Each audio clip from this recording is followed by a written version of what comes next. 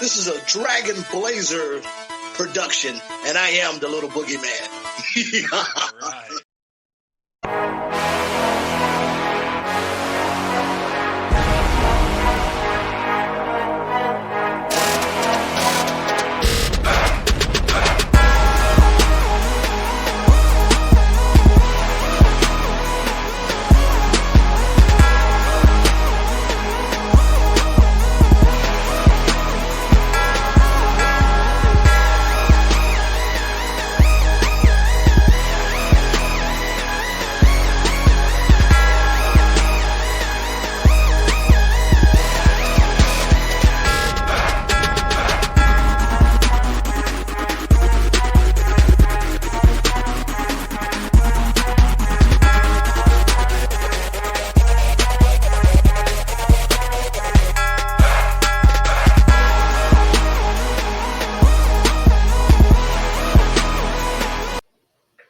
This is the Boomer and Blaze Show. I am Boomer.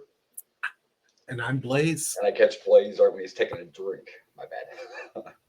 Yeah, it's not as cool as yours, but, you know, got to represent What the do you Bengals mean? because... I guess I am a little, thirsty. Oh, my gosh. Cheers. So sexy. Look at that thing. Thank you. Oh, you meant this. I mean, if we want to turn this into Grinder, I can say you're sexy too. I'm sexy and I know it. Okay, anyway. Okay. Here we are. We're back. We're on normal schedule. We're back to things we promised a long time ago last week. Just got fucked up. And boy, we got a lot to talk about with Summerslam. That'll be in a minute, including a certain return that is blowing up the internet, both in good ways and bad, but we'll get to that in a second. It's definitely giving us something to talk about, you know what I'm saying? Yeah. Something to talk about. I wasn't a little mystery to figure out. Right. And I got what you right? You're picturing I got what you do. Yeah. Step brother. Anyway. No, actually, surprisingly, I listen to that song a lot. It's on my playlist. I don't know why it gets played a lot. Who cares? It's a good song. I used to have this coworker where we would sing that song together because isn't it a song essentially about her being really close with someone she works with or something, and giving female friend, and everybody was already talking about him or something. So yeah, exactly. So it kind of fit the theme. Me and my coworker. Yeah, they're going to talk about us. Let's just do it. Or they're going to talk about us. That's exactly what that was. So yeah, good stuff. As you can see, a little DX today. I went Hawaiian. Going on. All right. Well, before we talk bullshit, which we will, we'll talk a lot of bullshit, but let's get the sad one out of the way before we talk bullshit. Celebrity passed away the other day, and Lonnie Anderson. Yeah, I'm not super familiar with her. I know she was on WKRP Cincinnati. Yep. My mom and my stepdad were really big fans of that show, but I never actually watched it. I think I've watched one episode, and it was Thanksgiving about the turkeys. Is that the one you watched? It was considered one of the greatest episodes of all time on a list. And so my stepdad showed it to me. Yeah, it's got to be the turkey episode. I'm assuming it's because I think it was a holiday episode. I can't remember if it was Thanksgiving or Christmas. That's like the most famous one. It might be Christmas too. Which other one? It might have been. It might have been Thanksgiving because I think he showed it to me on Thanksgiving. Like, oh, this is considered one of the greatest. And I looked it up, and sure enough, it was on the list. It's one of the greatest episodes in sitcom or something. By the way, she was just shy of her 80th birthday when she passed away. I didn't watch a lot of WKRP in Cincinnati either, but as a kid, because of relatives, my dad, whatever, I saw a lot of like Smokey and the Bandit and such, and she was with Burt Reynolds back then. So I saw her a lot on TV and whatever, just because of being with my dad. That's my dad's favorite movie is Smokey and the Bandit. I watched Smokey and the Bandit, Cannonball Run. Never watched that one. I just watched the first movie. It's a funny one too. So yeah, Lonnie Anderson, may you rest in peace. I don't want to sound like a total ass when I say I didn't know she was still alive. But, that's and I don't mean that in a negative way. She just stays out of the spot. She hasn't been in the spotlight for a long time. So it's I don't mean to sound like a dick, but I didn't even know who she was until she passed away. But yeah, so we'll get that said. She was just a little bit before my time. Speaking of people passing away and tributes and such, I want to applaud you once again. I watched Jarvis from last week, and I liked the he gave the 10-bell salute to the Hulkster. No intro, just the 10-bell salute to the Hulkster. So yep, I skipped the intro. I thought that would be better. Again, and speaking of the Hulkster, we'll just do this. This is one of the most recent and simplest, and we talked about this when I bought it, but we'll just show this guy today because Hulkamania will live forever. And I remember talking about this figure because I told you this was actually a sign Hogan took from a fan. Man, I want to say it was Royal Rumble. I'm a horrible, but this happened in real life. Like this was really made. So yeah, I think he showed it to me. Can you imagine being the fan that made that? Oh yeah, get a toy. That's freaking awesome. Because I mean, people make signs all the time, but to get one to live in infamy like that, that's and it's a very. They have to pay him rights. Like I wonder. I don't know, but you see, it's a very basic figure. But this alone makes it a great figure. So there we go. And of course, Boomer has it. Well, of course I do. It's going to get harder now, though. I don't even want to talk about collectors right now. Okay.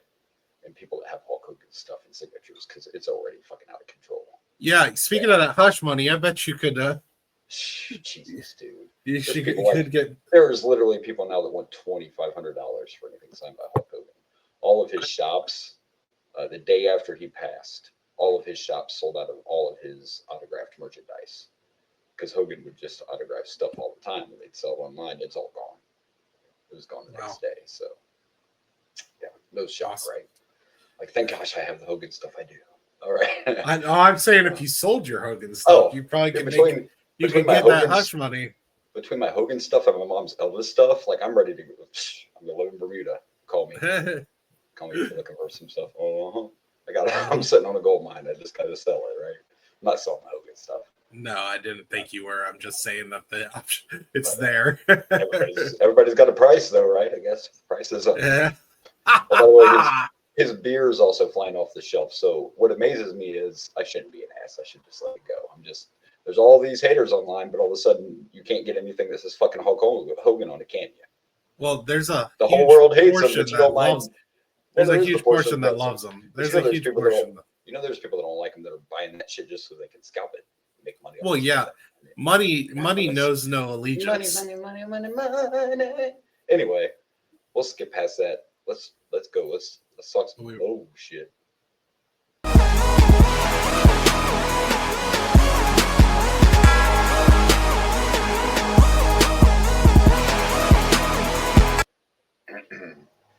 All right. Well, here's our first crazy story, and we got an Annabelle update. Don't worry, kids. She's back where she belongs, safe. But comedian Matt Rife. I heard about this. Who I have talked about on this show because he's one of my favorites. Him and his friend, that's a YouTuber and a ghost hunter, they bought the Warren Museum and home. And as you see what that says, Matt Rife is now the legal guardian of Annabelle because nobody owns Annabelle, baby. That's that doesn't sound like safety. And they show all these clips.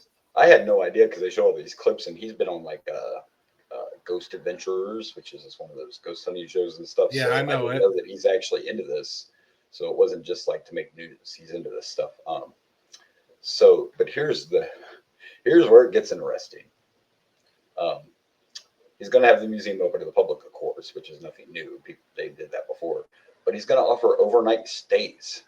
Who wants a slumber party with Annabelle? Oh my! So just in the basement where Annabelle is, or like it's not a basement. House? It's not. You can stay in the house. Yeah, you don't got to exclusively stay in the room with Annabelle, but still. Sorry, I've been watching the Conjuring movies, and they have it in a basement. Like they have it locked in to this room where they have all the supernatural stuff. They said they have a priest bless it every month or something like that. I get why they did it in the Annabelle movies for the Hollywood reason. They used that, scary, ugly looking doll. But in my opinion, the real fucking doll is a lot creepier than the one in that movie. The fact that this not a fan of Raggedy Ann. Raggedy Ann doll could cause who knows what is way scarier than that. Like the one in the movie looks like it's scary. This doll doesn't look scary. This doll doesn't look scary. If you were an ignorant person that didn't know what this doll was, even with that sign on there, if you knew nothing about Annabelle, you'd just open that bitch up and want to hug that doll, probably. You wouldn't know. To be honest with you, though, do you think those movies would be as successful as they are Well, if of they would course have not. went with That's the what I said. original Annabelle? I get it because they had to do it for Hollywood. I get it. Yeah, I get it. But yeah, so there you go. We're going to see how this goes. Matt, just leave her shut, okay? That's all I'm saying. Don't take her back. Yeah. Don't take her on the road with you or anything like that. She was burning plantations and killing handlers. So just leave her in the fucking box. Yeah. I mean, it's What's much in better the box? It's a much better idea to let people come in there and see Annabelle and God knows what else they have in that place. But don't take her on the road. No more road trips. It doesn't turn out good, you know. What's the guy in the commercial, the insurance commercial, like Chaos? Is that what they call him or whatever? Mayhem. Mayhem. This His shit's name's worse than that. Mayhem. This is worse than Mayhem. Don't take Annabelle on the road. Just don't do it. But so yeah, there you go. Max actually coming to Columbus, and I wanted to go see him, but thanks. Yeah, can't do it. I'll just keep it at that. I get his not on him, but yeah, the tickets for anything are just crazy. I'll stick to going to the comedy. I mostly know him because he does a lot of on TikTok and stuff. He does a lot of crowd work. Yes. It seems to be the only thing. I don't know if his stand-up is any funny. I mostly only see the crowd work. So what it is like, so everybody split and thought that was all he did, but he's like, why would I put my jokes on TikToks? Why would I put my act on TikTok so other comedians could steal it or whatever? So he only puts this crowd work. That's just the beginning of his shows. Well, that actually makes a lot of sense too, because crowd work stuff is something that happens like it's lightning in a bottle. It happens when it happens. It's warm up, and he don't mind sharing that because you can't really steal it. Like you're fact making right now. You can't steal that. That's just so you don't want your set to be well, even that. But if everybody sees his set online, why would you go see him? Why would you go pay them the crap load of money that you have to pay to see his jokes? Yeah. So he actually has 2 specials on Netflix. Netflix, like it's plural, on Netflix. And one is his like a normal stand-up special, but the other one's actually called Matt Rife, a crowd work special. And he does the whole thing as crowd work, and he's never done that before. It's like an hour and a half, and it's so hilarious. And part of the reason I love him is because these people go there and they expect it, and they fucking just embrace it. If you're sensitive, don't watch his shit. I mean, in fairness, he makes fun of cripples to their faces. He does all this to people's faces, and they eat it up. They know this. They want this to happen. They beg for him to destroy them. Like, and honestly, if you're sensitive, I wouldn't go to any comedian show, especially any comedian that you know is going to make fun of you. Like I got made fun of when oh shit, what's his name? Dude from In Living Color. One of the comedians on there, I went and saw him live, and he made fun of me. They literally moved me to the front when I went, and it was awkward because it was like the last date I ever had with my wife when we were divorcing. But they moved me and her to the front because we were white, and we were like one of the only white couples in the audience, and they wanted a white couple in front so he could make fun of. So you had a similar experience to me, because I shit you not that I went to a comedy show and me and my wife did, and it was a black comedian, and there were too many white people there, and here I am. I have to be the white bald guy covered in tattoos, and he and it was great. I ate every minute of it up. I didn't even care. I loved it. It was great for me too, but at the same time, it was a little awkward because I was some of the things he said, and I was literally going through a divorce, or my ex-wife literally just told me a couple days before that she wanted a divorce. Ouch. And bad timing. Well, I bought tickets for our 5-year anniversary. Ooh. And this was our 5-year anniversary date, and we decided to go to it anyways. And and it was David Alan Grier, by the way. Oh, there you go, David. Oh, he's hilarious. Yeah, I can't remember the name of the comedian that tore me up, but it was funny. Even though part of me in my head, I was like, "We're going a little heavy with this Nazi stuff. I hope people don't buy it. I have to leave here. Let's not." So anyway, after the show, he's out on like the patio area of this comedy club, and he's talking to all the people. So I had to go up and say something to him, and say, "Hey, man, that was funny, blah blah." And I was like, "Can we take a picture?" He said, "Sure." So we stand there next to each other. My ex-wife takes the picture, and I shit you not, you couldn't see him in the picture. Which I shouldn't laugh at, but he laughed so fucking hard. He was, it was nighttime, and it's like, it was, Oh, it was wow. great. It was funny. Oh, It was wow. funny. Yeah. Anyway, so there we go, Matt. Just keep that genie in the bottle, okay? That's all we're saying. Keep that genie in the bottle. Yeah. We'll see what happens. Just don't. I don't want to lose. Just Matt. like He's young. in the distance, you start hearing, "You got a friend in me." Like those creepy. Have you seen the creepy videos where people are supposedly catching Woody dolls that are alive? Like that creepy Yeah. shit. Have you seen those? You can't believe anything today, though. There's too much AI. Yeah. All right, next. Not too long ago, we had Comic Con, so I'm excited about new toys, but I think you are going to like this crossover too because we're getting WWE and Street Fighter. And there you see The Rock. Oh, that's kind of cool. That's kind of cool. Badass. Yeah. As But, M. Bison, right? Yeah. Yeah. And I couldn't save all of them because there's like 6 or 7 or whatever coming out. But the next one I think's the most badass one I saw, and that was Ray's. And I believe he's Ray as Ryu or Gaiju, right? Ryu. Yeah, right. That's pretty badass. It would be either Ryu or Ken. It is. It tells you back there, that he's Ryu, but that's pretty sick. I can't remember all the other ones. I do. Oh, I remember that the Ultimate Warrior is Beast. Did they call him Beast in the game? He's the green guy. Yeah. I don't remember his name, but it was Blanca. Blanca. That's who the warrior is. John Cena is not John Cena. Cody is. Yeah, no. John Cena is the guy Cody's playing in the movie. Guile. But John Cena is the Guile figure. Yeah. So there you go. There's like 4 or 5 of them. I think. Man, the fact that I didn't go with. You said Cody is playing. Yeah, but I think these figures probably came out before Cody was cast in the movie. They had to come out before Cody was cast in the movie. You know what I mean? So, but speaking of Cody's getting a pretty badass figure. I think this is sick. This is Cody's WrestleMania. It comes with Brandy, by the way. It's a 2-pack. I don't have Brandy in the picture. You can see her in the background. But we get Cody with his mask. There's Brandy in the background. But that's cool. That's sick, dude. Cody's masks. I think the one he had at Summerslam might be my favorite so far. It was kind of an Iron Man looking mask. It's pretty badass. But this. Now, maybe I'm a dick, but I see these masks and it just reminds me of when Triple H wore masks at WrestleMania. It's a little different though. He tries to make these skulls look like his tattoo, but yeah. I get it. You can't help, especially that one with the crown around it too. It's definitely there's some trick. Yeah. And maybe that's intentional. It could be. But yeah, that's a 2-pack, and actually, you can also get another 2-pack that features Cody and his dog. Cody's dog is getting a figure. So, and not to be left out, so is Punk. Punk's dog is also getting a figure. You get some animals in these figure lines. Is that the next picture, or? No, the next picture is another new line that they're bringing back. They're bringing back the big LGN guys, and this is the redo of the original first LGN Hulk Hogan.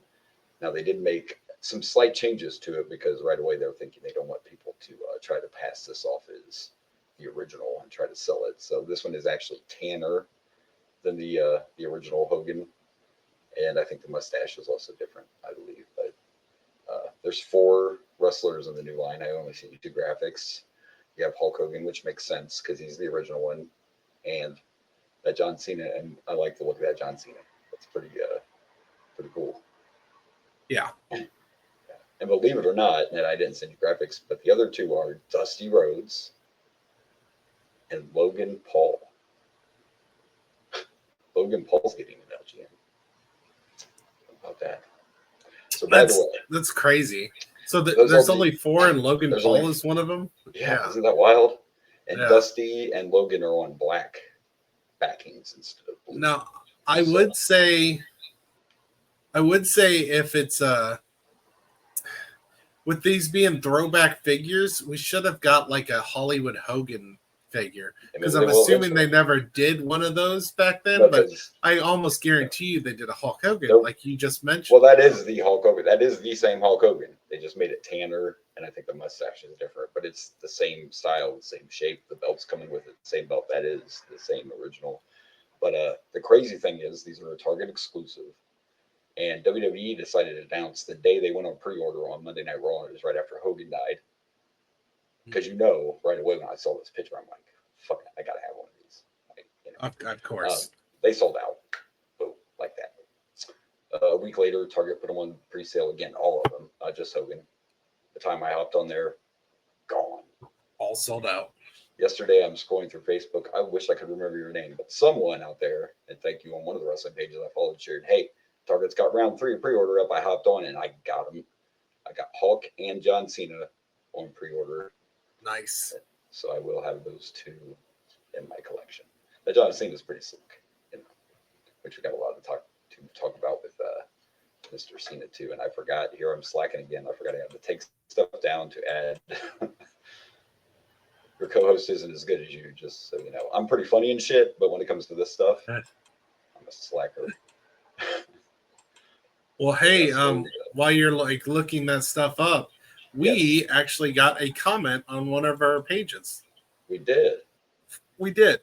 He wanted to surprise me. He didn't tell me about this. Go ahead. I did not. I did. It's on the if I can find it, here it is. It was from @AndrewsOpinion15. It was on the Boomer and Blaze YouTube site. We're actually getting, it seems like, more traffic on the specific Boomer and Blaze site than I am on my Dragon Blazer Productions. And it just says, I don't fully understand it, but cool. The Boomer and Blaze WWF Raw 1994 Sega Genesis wrestling video game reviews. That's all it says. I liked the comment, loved it. You know, it's a comment movie. They're saying it's engagement. Yeah. I figured he's just like a review. Is that what that is? No. That was on the Raw. Oh. Remember how I how I cut down every single one of our video game reviews into little individual. Individual. This was on the video for WWE Raw 1994. Okay. So me and Rage actually did it. I figured you guys would have already done that. Yeah. So unless he's asking for me and you to do it. Yeah, me and Rage already did that. If you're listening to this, or you do listen to this, let us know what you wanted there. If that was a comment or question. Yeah, absolutely. We love traffic no matter what. Not trafficking. Right. No, we're not a big fan of trafficking, but we don't oh gosh, here I go again. Why is my timing so fucking bad? We haven't got there yet, but that's not a good joke right now. Oh no. Anyway. All right. Well, that was all my non-wrestling related. Unless you have something else to add, because we are going to No. We're going to run down Summerslam. Now, we are not going to go over every match, at least not in full detail. We're going to talk about some of the big stuff. But SummerSlam. Now, listen, this was amazing. Of course, we got the 2 nights, and by the way, they have officially announced that Survivor Series and Royal Rumble are going to go to 2 nights. Money in the Bank is also being considered to go 2 nights. So we may have 5 pay-per-views that are 2 nights. But the other 3 they're considering, I guess you can justify them all because they all have women and men's matches. So one night could be, the men's, the other night could be So it's the ones that have like a special tournament or match that's specific. Like Hell in a Cell normally has a women's and a men's. Because Money in the Bank, you have the men's and women's. Survivor Series, you have the men and women's War Games, and Rumble, you have the men's and women's Rumble. So each one will, get a night to main event. So yeah. And with the success, I mean, we can't blame them, right? And to be honest, SummerSlam didn't feel that. It didn't feel super, super like dragged out to me. I didn't watch the pre-show. I don't need 3 hours of pre-show. Yeah. I'm not going to hate anybody that watches it. But I don't need 3 hours of pre-show. But here's a crazy stat for you. So the first night of SummerSlam was 4 hours. From the beginning of the show to the end, 4 hours. How much time of that do you think was actual wrestling? We're not talking about entrances or after. We're talking bell to bell. How much time out of 4 hours do you think was bell to bell wrestling? So I'm assuming they're bringing this up because it's only like 2 hours. You're close, but that's too much. It was 1 hour and 37 minutes of actual wrestling. Wow. In a 4-hour pay-per-view. Wow. That's night 1. And by the way, Punk and Gunther went 30 minutes. So really you had, besides the main event, you had an hour. Isn't that insane? That is nuts. Of course, like I said, that's taking out, because when they tell you how long a match is, they usually count the entrances and all that. This is just the actual bell-to-bell wrestling itself. No entrances, no shenanigans afterwards or whatever. Just the actual wrestling. Kind of wild. Yep. Understood. Yeah. All right. So before we get started, yes. So what we'll do is we're going to we'll run down SummerSlam, but we're not going to talk every match in detail and all that stuff because we got a lot. Are we going to go through our picks at least?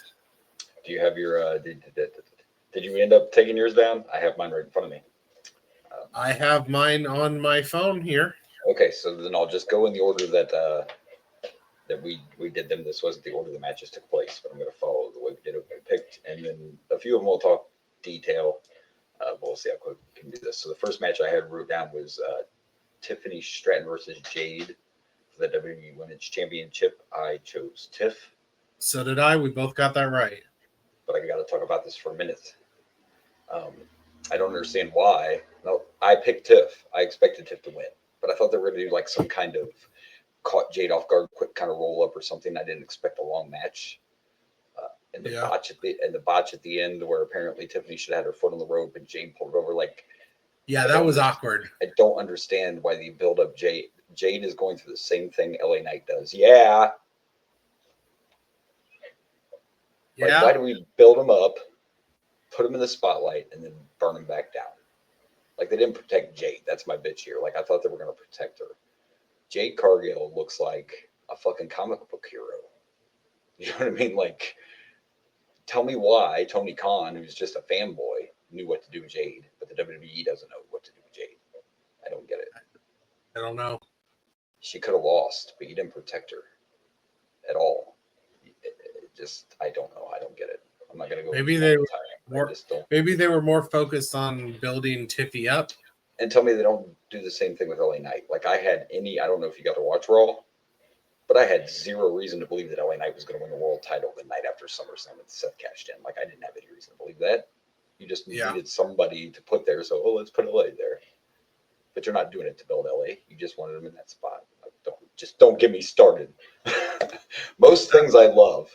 I did not get to watch Raw. I watched all of SummerSlam, but I did not watch Raw. Well, I mean, and it was great build up. Adam Pearce came out and forced Seth into a title match because he said he was pissed about Seth. By the way, we're not there yet, so let me leave that alone. But anyway, he did this whole storyline about how he was mad about Seth lying and Seth's doctor's line and blah, blah, blah. And he forced him into a title match. But of course, LA Knight didn't win. Punk interfered. It was shenanigans, whatever. But there we go. So we both picked him. The next match that was on the list, the way we went down, was Orton and Jelly Roll versus Drew and Logan. I picked Orton and Jelly Roll. So did I. We were wrong. I also didn't watch this match, and it's not because I didn't want to watch the match. I started at the end on both nights and went back, and I totally forgot to watch this match. I heard it was okay. I heard for it being Jelly Roll's first match ever that he did pretty good. I don't know. It was supposed to be a fun match. So if it was fun, I mean, I did see the spot where fucking Logan Paul frog splashed Jelly Roll through the table. I saw that on the internet, but I didn't watch the match. So it was all right. Yeah, that's what I heard. It's kind of like, it was all right. But hey, good for Jelly Roll. You know, he did some training. He did some whatever. So there you go. We were both wrong though. Just so you know, we were both wrong. We were both wrong. I don't want to do what's on here next. We're going to save that. I'm going to skip over that in a second. We'll go to the ladies' tag team title match. It was Raquel and why do I always forget her name? Roxanne Perez. Perez did that against Liv and Charlotte for the women's tag titles. I picked Liv and Charlotte. I picked Charlotte and Alexa. Yep. Or that's what I meant. I said Liv. Alexa and Charlotte. That's who I picked. I was like, did I read this wrong? I'm pretty sure that was Alexa Bliss. And by the way, Charlotte looked like... You don't ruin my girl's name, okay? Charlotte looked like $1 million. I'm just saying, that woman there's an aura about Charlotte. You know what I mean? And we all know I like Charlotte and I love Alexa. So. And I love them together, and I love this "we're not friends" stuff and the whole thing. So good match. Congratulations. The match that actually kicked off SummerSlam, Roman and Jay against Braun and Bronson, and I picked Roman and Jay. I picked Braun and Bronson. Yeah. You lost. Yes, I did. I just saw it happen. You got Roman Reigns the first night and in the opening match. Like, of course he was going to win. He'll be leaving soon though because he's got to go be a street fighter. I thought they were going to push make it a big deal about, oh my gosh, Roman comes back and he loses. I thought that Seth's team was going to get a big push here, but no. I was wrong. The next one we'll talk about, I'm upset about. Sami Zayn versus Karrion Kross. I picked Kross. I picked Sami Zayn. I love Sami, but Kross is over. Kross's contract's up. The fans want Kross, but you haven't even offered him a new contract, and you lost to Sami for no reason. Sami didn't need to win this match. Love Sami Zayn to death. Sami didn't need to win this match. Give me one reason why Sami Zayn needed to win this match, because he didn't. Because Sami Zayn needs to win that title, and he needs the momentum. He needs the push. I want to see Sami Zayn win that title. I love Sami to death. Sami has zero chance of being in the title picture right now. There's too many. He's not going to get past the Punks and the Rollins and the Reigns and the Cenas and the Codys he's not going to get there right now. Unfortunately, it's too crowded with the veterans. Brock's back now. We'll get to that in a minute too. But yeah, I just don't think Sami's going to get the world. I want Sami to get there too, but it's not going to happen right now. It's all going to be about Punk and Seth. You asked for one reason. I gave you the reason. But you gave me a reason, but I think Karrion Kross will probably be on his way out along with Scarlett, because you're just not showing any kind of interest in keeping him.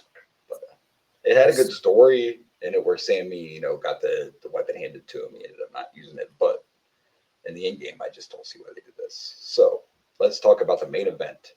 Gunther defended his title against CM Punk. I picked Gunther. I believe I also picked Gunther, but we've been fine with CM Punk winning, and I was very fine with that. This was great. Yeah, from beginning to end. First, I want to address CM Punk's gear was amazing. Little Fantastic Four tribute. Like you walked out, man. If they make that figure, it's going in the case. It's going in the case. If they make that figure, it's going in the case.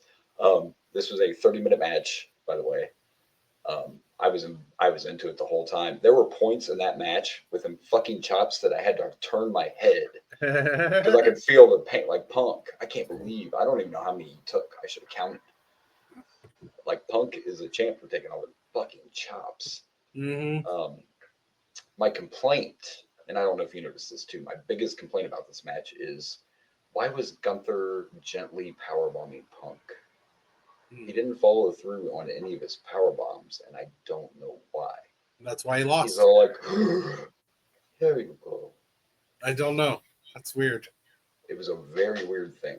That was like the only thing I can think of that I really had to complain about.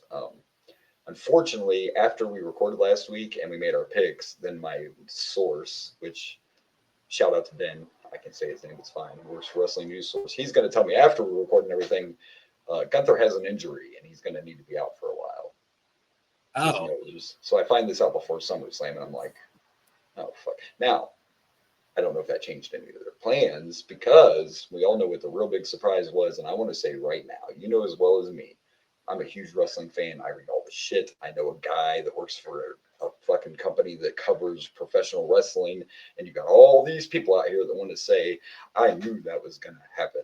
Let's talk about the greatest cash-in ever, done by the man that used to hold the greatest cash-in ever, because Seth out-Sethed his fucking self.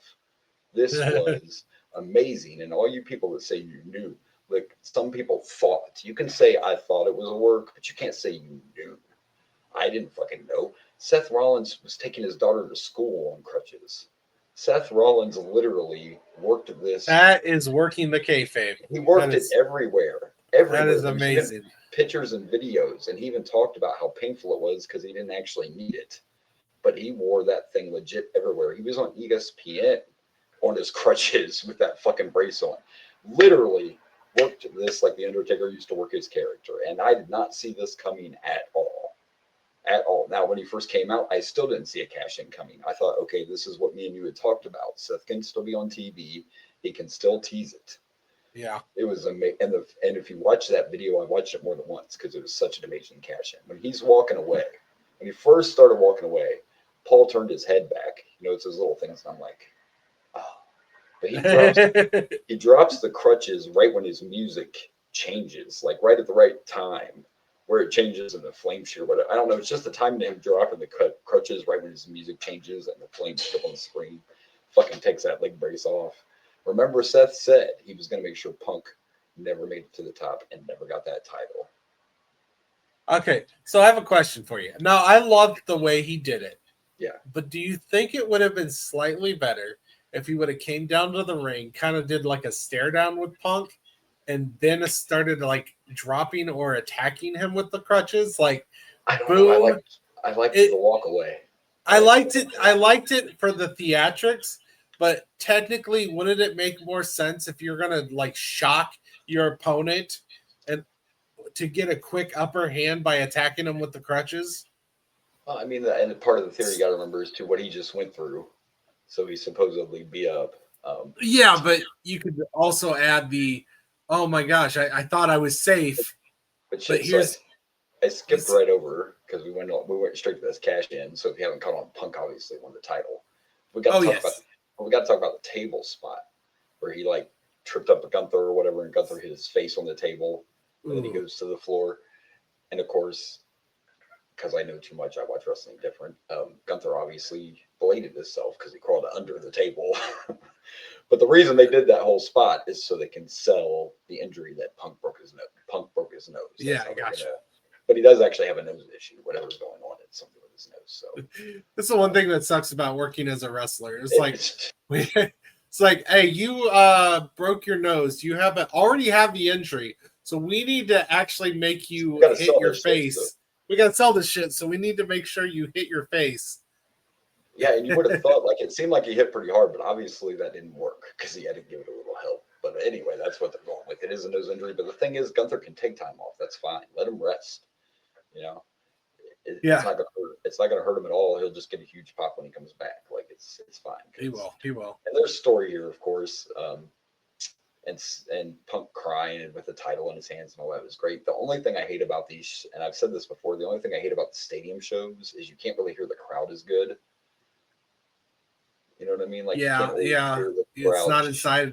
It's not keeping the sound in. And the crowd reaction sometimes takes away from the watching. Sometimes during this whole pay-per-view, so they're going, do they even care? Like, I don't hear anything. But you got to remember, because it's in the stadium, sometimes it's hard. But Seth's cash-in was amazing. Once again, he fooled me, and they showed this backstage footage of Becky watching it, and she looked into the camera and goes, what's wrong? Were my posts misleading? Because, of course, Becky was also posting pictures of him like laid up and her taking care of him, you know.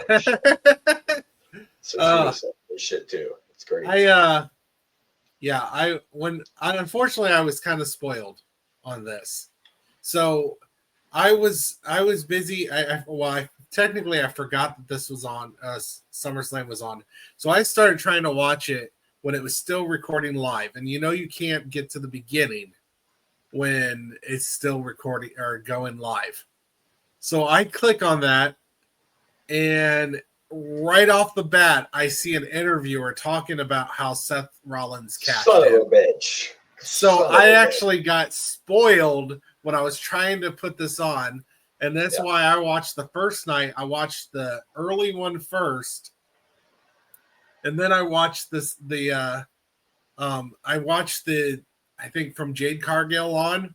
I watched all those matches the second half, and then I went back and watched the first half of the show. Yeah, night one, I literally, by the time I got done with everything I was doing and got home from work and settled and blah, blah, and turned it on, it was time for the main event. So I went ahead and watched Punk and Gunther first on night one, and then went back and watched everything. And the same thing happened the second night. I waited until the main event, and I watched the main event, then went back and watched everything else. So congratulations to Seth. I think the next pay-per-view is Clash in Paris. So I wonder if that's where we're going to get Punk and Rollins. I'm hoping that Rollins does everything he can to keep Punk from facing him, and they save it for WrestleMania.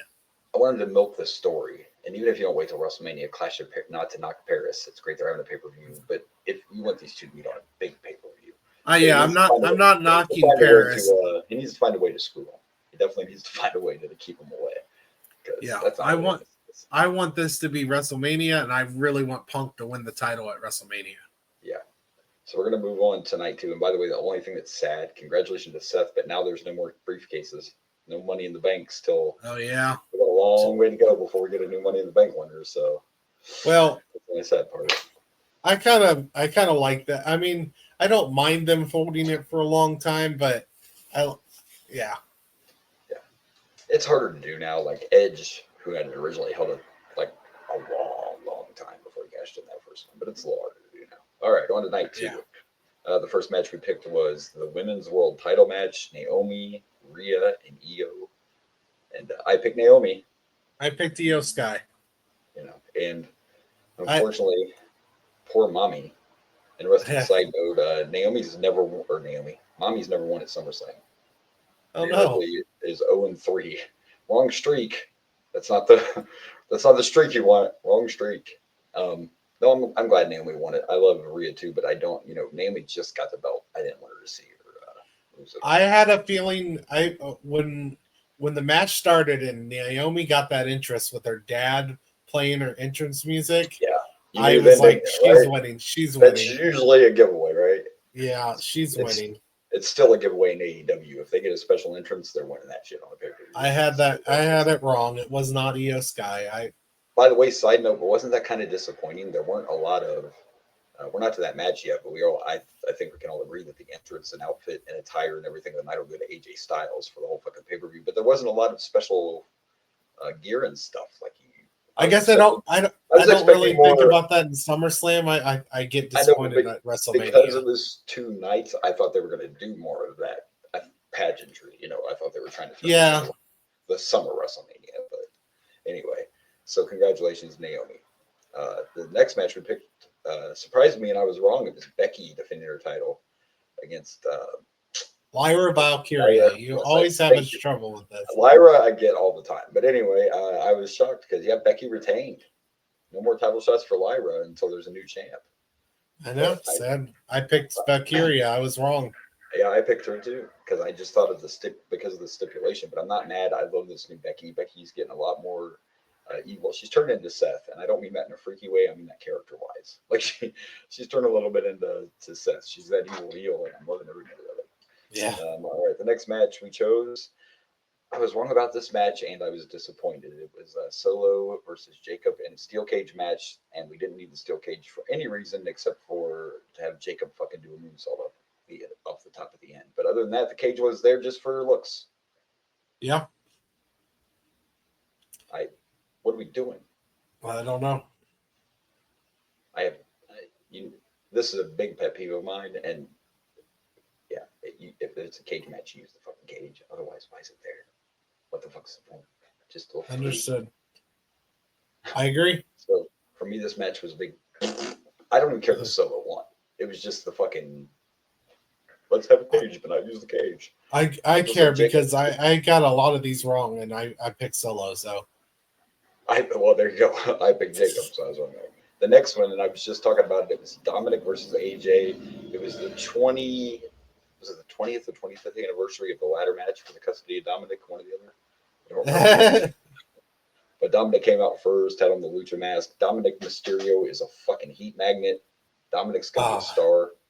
Call me crazy, but I think one day Dominic will be the most famous Mysterio.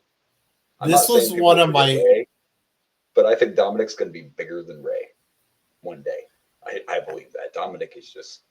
It's insane. I like him. I don't know if I believe that. Ray is like one of the most prolific wrestlers in our lifetime. So, I loved this match. This might have been my sneaky favorite match. If it wasn't from the shocking ends to the main events, yeah, I loved this. Like the Eddie Guerrero tribute in the middle of the match. Yes. Like both of them doing Eddie Guerrero with the chair spot, yes. And AJ himself coming out with lowrider with his kid. And I don't know if AJ's son always had blonde hair, but he made sure it was blonde because that's what color Dominic's was. I don't know if that was coincidence or if he actually dyed it on purpose. But he came out in the lowrider. He had on the same trunks. He did the colors different, but the trunks he wore were the same trunks Eddie wore. They were styled just like Eddie's trunks from that match. That's awesome. I don't know if you noticed his shirt, but it looked like the Latino Heat shirt, but it actually said Styles Heat. But it was just like Eddie's old Latino Heat shirt. And like you said, they did the line cheat. They did the chair spot thing. It was this chair spot was amazing. I loved that. And Dominic kept his title, and I picked Dominic. And by the way, I don't know if you saw I also picked Dominic. This was somebody else's last SummerSlam.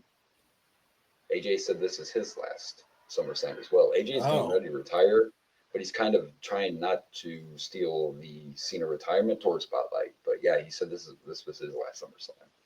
So I don't know how much longer he's going to be around. I don't know how long his contract is. But yeah, AJ's winding down too. So unfortunate. All right, and the next one of the most fun matches of the fucking weekend. This was a entertaining. TLC match with 6 teams. Wow. These guys, like, congratulations. You get this. You deserve this. Yeah, when the guy like grabbed onto the belt and like lifted himself up when somebody was trying to hit him, that was so impressive. I love that. Oh yeah, there were so many spots in this match. The crowd was into it, and we even had Candice LeRae, right? She's the one that took the took the ladder, got pushed off the ladder, went through a ladder. Yeah. So yeah, it was fun. It was fun, and I actually picked the Wyatts in that match. I did too. So there you go. Still the champs. I hope they do that every year. I was concerned about all the teams, but it was fun. I just hope everybody's okay. Hope nobody got hurt. But it was a blast. It was a blast. It was fun as hell. Oh, here we are. It's main event time. Little quick background before this, because I know you don't get to watch a lot of SmackDown, but over the past 2 weeks, maybe 3, they just slowly decided to kill heel Cena. It wasn't working, and whatever happened, gosh, I wish I could get. I heard about it.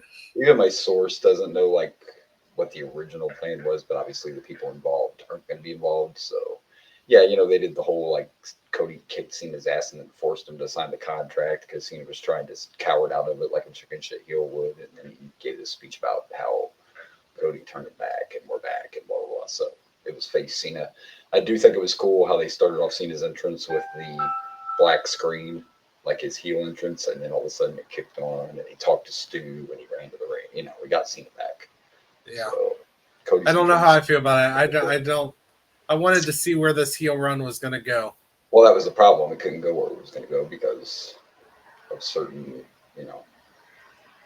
people. Now, I don't know what happened with Travis Scott as far as Rock and Triple H. I do kind of believe there might be a little bit of heat there, but The Rock played it to us like he was like, I just showed up once and that's all I ever planned. But the truth was he was doing a Martin Scorsese film and he couldn't show up anymore because they were like, no, you're not going to go wrestle when you're doing a film. But regardless, this is what we get. So maybe, but I will say this was better than their Mania match. Way better than their Mania match. This was a lot of fun. It was a lot of fun. Cena impressed me because, I'm not a huge in-ring, we all know how I feel. Like Cena's great, whatever, Cena. But this was fun. You know how long this went? 39 minutes. And it didn't feel like it. This was almost 40 minutes. And it didn't feel like it. They got me at all those false finishes. Like, it was fun. So, every time they hugged, were you thinking that Cody Rhodes was going to look up at the camera and pull a Cena? But I thought for sure that the crowd was going to turn on him when he took the fucking thing that holds the corner posts off to beat Cena with it. I thought right there the crowd was going to turn on him right there. I thought the crowd were kind of turning on him anyways. I swear I heard a lot of boos. There were some boos at a couple points because I talked again. I love I work with people that watch wrestling, and I talked to my coworkers, and I was like, now that it's face versus face, Cody has to be careful because if he does certain things, this is a street fight. If he does certain things, the crowd's not going to like it because it's Cena, and that's just fact. Yeah. So it was a great match.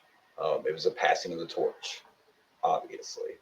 I don't remember the last time I saw someone like pull off the ring post. That was crazy. Yeah, that was intense. And I just, like I said, I thought right there they might have run, but they went everywhere. Like every time I thought the match was over, it wasn't. Charles Robinson didn't have to take a hit from anybody. I don't even think Charles was reffing the match, but I was just kind of joking because, the plow over. But, and of course, in the end, Cody gets the title back. Cena says thank you. Michael Cole's on commentary talking about we need to enjoy this because it's almost over. Cena turns around to leave the ring, and what happens? Brock Lesnar music hits, and the place goes fucking banana. Like biggest pop of the night. Cena sells the shock. Michael Cole says shit on the air. Because the truth is, only maybe 2 people at least, Triple H and Nick Khan, no one knew Brock was coming back. The commentators didn't know, the writers didn't know. So Michael Cole's So that was a legit response from Michael Cole and Wade, but Wade just was a little more, Wade said, "Oh my God, I think, holy shit." So Brock comes out, his hat and his vest looking like a bad motherfucker, and stares down a little, and then F5 Cena, and we go off the air. And then the internet lights up, good and bad, because we know what this is tied to, the Janelle Grant case. So yeah, I even have mixed feelings about this. I don't know how I feel yet. So here's when it first happened, okay, I'm going to go in depth just a smidge on this. When it first happened, I'm like, well, I read all those documents. Yeah, congratulations, Cody. I read all those documents. Brock's name is in there, but he's not accused of doing anything, right? But here's the problem. He's innocent because he didn't do anything in that situation, but he's also guilty because you knew that was offered to you. You knew that wasn't right. You didn't report it. And you didn't say anything. Yeah, I remember when we first talked about this situation, when it first broke, wasn't the weather the reason he didn't come? Wasn't it talked about how the weather, like he was offered, but it's not like he declined because, oh no, this is wrong. I don't remember exactly. That's what I remember. It was like something like there was like a thunderstorm and he wasn't able to get on the plane or something. Like I said, in TKO, when it was just let him come back, they did go through all the paperwork, and I don't think I saved it. But again, that's my confliction. Brock didn't accept the offer. Brock didn't do anything, but you didn't say anything. And you're Brock Lesnar. So there's several issues here. I don't care if it's Vince McMahon. You should have reported it. You're Brock Lesnar. What were they going to do? They weren't going to destroy you. Were they going to let you wrestle in WWE anymore? You're Brock fucking Lesnar. You could go to UFC. You could wrestle somewhere else, or you could just go hunt the fucking deer in the woods like you like to and fade away into the sunset. So there's no reason for you not to have said something so this woman didn't have to suffer anymore. That's where my confliction is. Yeah. Good for you for not taking the offer, but you have zero reason. If this was somebody lesser known that wasn't, you're already Brock Lesnar. That's my point. Like, you have power. They always say Vince is untouchable. I think Brock Lesnar coming out, I think that could have took Vince down, or at least stopped it or slowed it down. Yeah. And I'm not trying to judge, but I clearly remember in my head when this first all broke that I said something to the point of, even if people weren't involved but knew about it and didn't say nothing, they're just as guilty. Pretty sure I made that statement or something similar to those words. I don't remember that detail. I just remember that the reason I condemned him was because I thought the report was the only reason he said no is because of conflict of either scheduling or, there was a reason he wasn't able to, but I didn't think it was just because, well, no, this is wrong. I don't remember reading any detail of why he didn't. Like I said, I read the documents. I don't remember anything specific. But of course, when I read them, it was before Brock's name got put in there. At first, they just said former UFC fighter. Well, I just remember we broke it on the podcast, and that's what we discussed. Yeah. But needless to say, Janelle's people did release a statement that basically said they were condemning them for bringing Brock back and talking about how this went on for way too long and all the cover-ups and, blah, blah, blah. Basically saying the same thing. Yeah, Brock, you didn't take advantage of her, but you also didn't tell anyone. You also didn't help. So, the crowd pop was big. I listen to a lot of wrestling podcasts and such. Most of them I've listened to haven't brought up the case at all. They're just talking about Brock being back. But facts are facts. I'll tell you this. We use social media a lot, right? Yeah. And we can talk algorithms and views, and I notice things. So, for example, when I made that TikTok about Hulk Hogan's death, that little tribute TikTok, it got like 4 views on TikTok. Got a ton of views on Facebook. TikTok wasn't feeling Hulk Hogan. I made our little SummerSlam post with Brock Lesnar's music. No views on TikTok. 0. Ton of them on Facebook. It's not even getting open because it says Brock Lesnar. Like, so that shows you the difference in algorithms and views and people watching, I guess. So, but it's split. Some people don't care, some do. Even in the end, like I guess if Brock's not charged with anything, then technically there's no reason he can't come back. I guess my issue with him is more of a moral thing. You can't charge him for not telling anybody anything, but to me, that's horrible. You had the power that you could have done something. That's where I struggle. Yeah, I don't think I like this. I much prefer Seth's cash in. Now, on the other side of it, facts are facts, and Cena requested Brock as an opponent. Was one of his final opponents. I don't know if I love that either. Well, and there's certain people now that are saying that Hollywood should stay away from Cena. So this could turn into something messy. Right now, it's just kind of. He might not be retiring, is what you're saying. I don't know. Like, you know how these things can go, right? Right now, it's just two sides chattering, but who knows? I'm surprised. Even though Brock's not being charged, that TKO would okay this just because the press is going to be a mess. And it's not going to be good press. Like they say all press is good press, but not all press is good press. Like I'm surprised they took this risk. The hardcore wrestling fans don't care. Nobody in MetLife Stadium gave two fucks about that case. You know, more power to them, I guess. I do. But I do, and I've felt for Janelle since this started, and I've kept pulling up on it this whole time where other people just kind of dusted to the back, you know. And yeah, so I guess it's a moral thing, even if he's found guilty. So I'm surprised TK rolled the dice, but he's going to sell checks, right? By the way, 4 matches are left for John Cena, and now we know one of them is going to be against Brock Lesnar.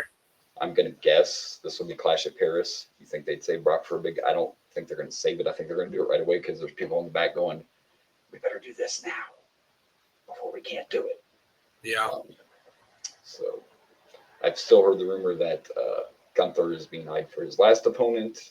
I haven't heard anything, but I'm guessing, only because he's never held it, I think we're going to see Cena versus Dominic, because Cena's never been Intercontinental champ. Not saying they'll put it on him, but that's the one title that Cena's never held, is the Intercontinental title. So I think we might see Dirty Dom and Cena. That's just a guess. So. Interesting. So there you go. We'll see over the next couple of weeks where this goes. But people don't hate me. I made posts about it and I have mixed emotions. But we're a wrestling podcast, and this is big wrestling news. Yeah, no, we're talking about it. That doesn't mean we like it. Well, yeah, and just because I made the TikToks and stuff in the videos, that's because it's wrestling news and this is what we do. So yep. Until otherwise proven, it's a moral issue, and it's until proven guilty, I guess. And it's not my job to condemn him over a moral issue. He'll have to deal with that himself someday. So there you go. Until he's found guilty, welcome back, Brock. We'll see where it goes. Will it go more than one match, or is it just going to be a one and done? We'll see. All right. So, but you know what that means. It's time for the return of a feature. We haven't done this in forever. We haven't done any for this year, but we're bringing it back. Guess who's back? Back again. It is time for the video game review. I don't know why I did that, but I just rolled with it, whatever. Here's the new full intro.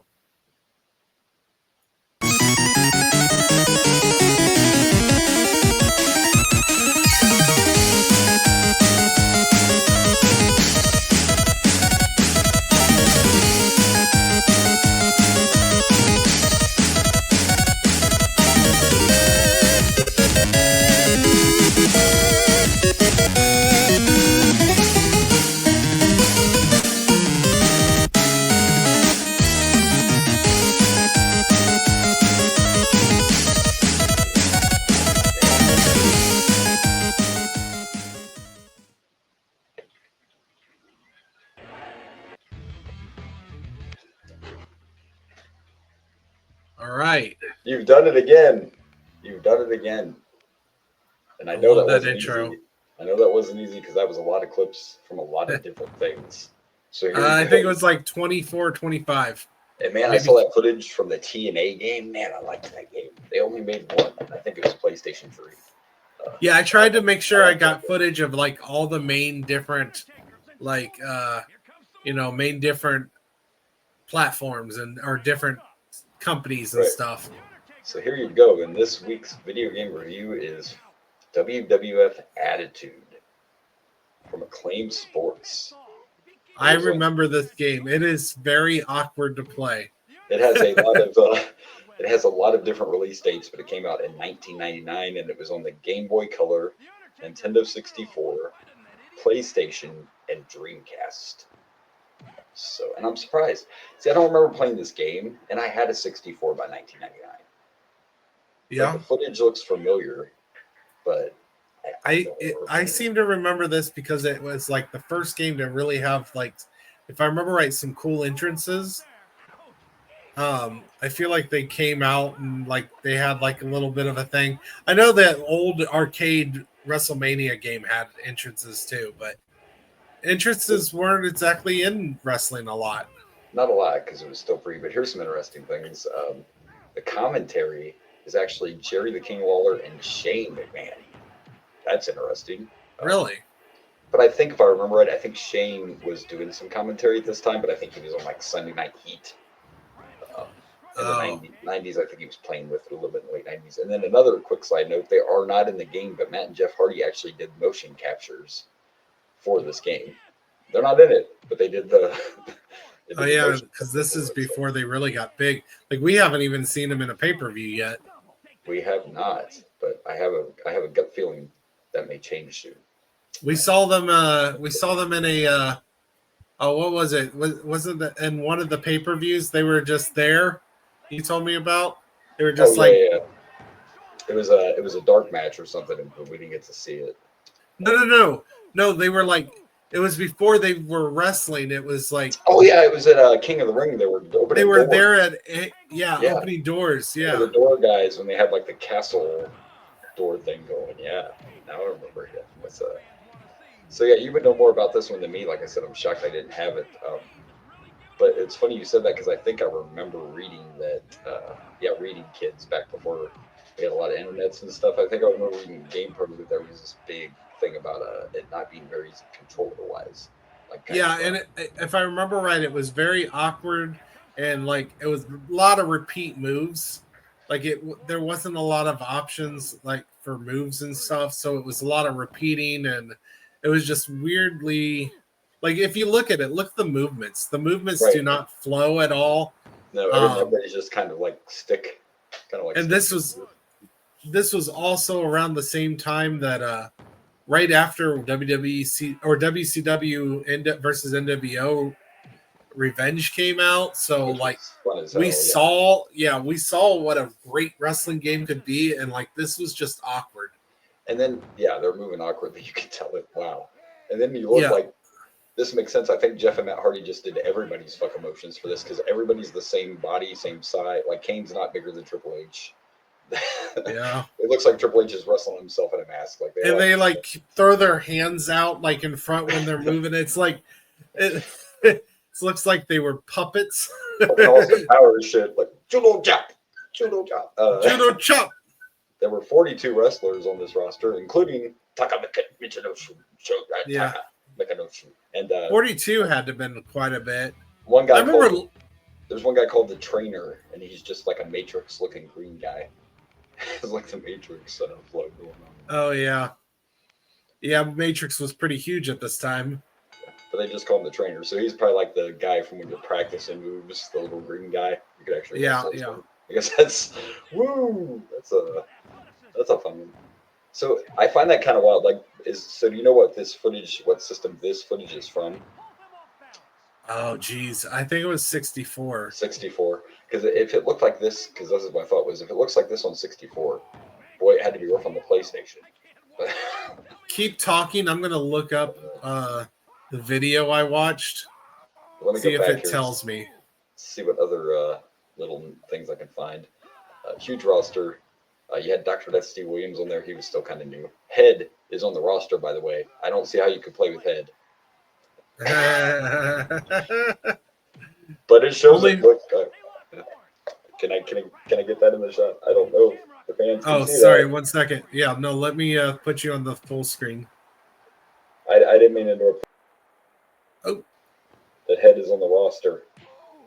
You see it right there, right? Head. Yeah, I'm throwing you up. There we go. Yeah. There's Head. Oh my You gosh. see Head? Head is on the roster. Oh wow, I forgot about that. That's interesting. How would that even work? Now I wish we had all these games so we could just. If I remember right, it was just a disembodied head. Like, I think just popping up. I also don't think the audience is moving at all. That's like the cardboard cutout audiences. I don't think. Oh yeah. There's a lot of roughness to this. They're just flat. They're not even 2D. The audience is literally just. Oh boy! So what do you remember this one being fun? I'm just asking. I think I remember liking it because it was a new wrestling game, but it was one of those. Looking back, it's kind of it looks like crap, but I'm not in a good way. It is 64, by the way. I found it. Okay, yeah. This was a 64 version of the game. The way I'm gonna see. He was like raising the roof while he was getting the sleeper roll put on him. Oh wow, yeah. How could I forget this gem? Yeah. Like the graphic screens don't look too bad, and then the bell rings. What was that? What the? They both missed. I don't know what's happening right now. Yeah, I don't remember it being all that good of a game. What's crazy too is like I know this is still kind of early in video games and stuff, but you would not guess this was a '99 game. Like you said, some of the other stuff that came out compared to the other stuff that came out this year. Oh my gosh! I found footage. Oh my gosh! 1 second. You got footage of Head? Yes, I found a video with Head. This is why you're the greatest co-host ever. This is why. All right, here we go. I'm going to share my screen. I don't have this queued up with our little graphic and everything. Here is footage of Head in the Attitude game. It's just body's head. It's just it's hands and leg or feet and head. Oh yeah. My. I was kind of right. It is a floating head, but with hands and feet. I forgot about the hands and feet. You see Sergeant Slaughter's in the game, and he's dressed in his Commissioner Slaughter gear. That's Sergeant Slaughter in the ring. But not Slaughter. That's Sergeant Slobber. Yeah, Sergeant Slobber. Yes. Wow, that's interesting. Head. So there you go. There's Head. Wow. Oh my gosh, you're right. Head is in the game. I wondered how they were going to do it. Yeah, that was a bonus character. Head and the trainer were extra. She must have had to unlock them. Wow. Well. Yeah. It's interesting. It is. This is actually the first game This is the first game we've done for 99 because, of course, you brought up the fact that we had not done a video game review. But I think there's some other games that are way better than this. We have quite a few games in 99. Yeah. They'll be a lot better than this one. I don't think I missed out. Their hands don't even their hands just stay in the same. The hand thing it's really bad. Like it's rough. Like no matter what they do, the hands stay like this. It doesn't matter. Locking up, punching. Did this one have creative wrestler? I feel like this was. If you want to. I feel like this was the first game that had not first game, but first WWE game that had a creative wrestler. Was there a creative wrestler to this one? I'm looking back up here. Let me get my. By the way, this game was a sequel to WWE Warzone. Yeah, which I think we did cover. Yeah, we did do that one.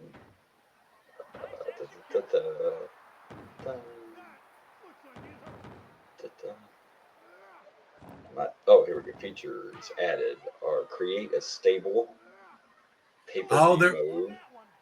Creative wrestler. There's definitely a creative wrestler. I'm seeing it in the customizable arenas, rings, logos, wrestlers. Create a wrestler mode was expanded with original entrance music as well as nicknames and unique commentary and chants for each name. Yeah, I think that's what made me actually like this game because this was one of the earliest games in WWF that I got to actually create stuff, and you know how I am about that. Yes, and here's something cool. So if I'm reading this right, there were a couple of entrance themes already on the game that were quote unquote original, and all the vocals for all the original entrance themes were sung by Road Dogg. Oh, really? Yeah. So there you go. Reading that right now. Heck yeah. Road Dogg provided the vocals for all the original entrances in the game. He was a popular wrestler at the time who showed off his mic skills constantly. So there you go.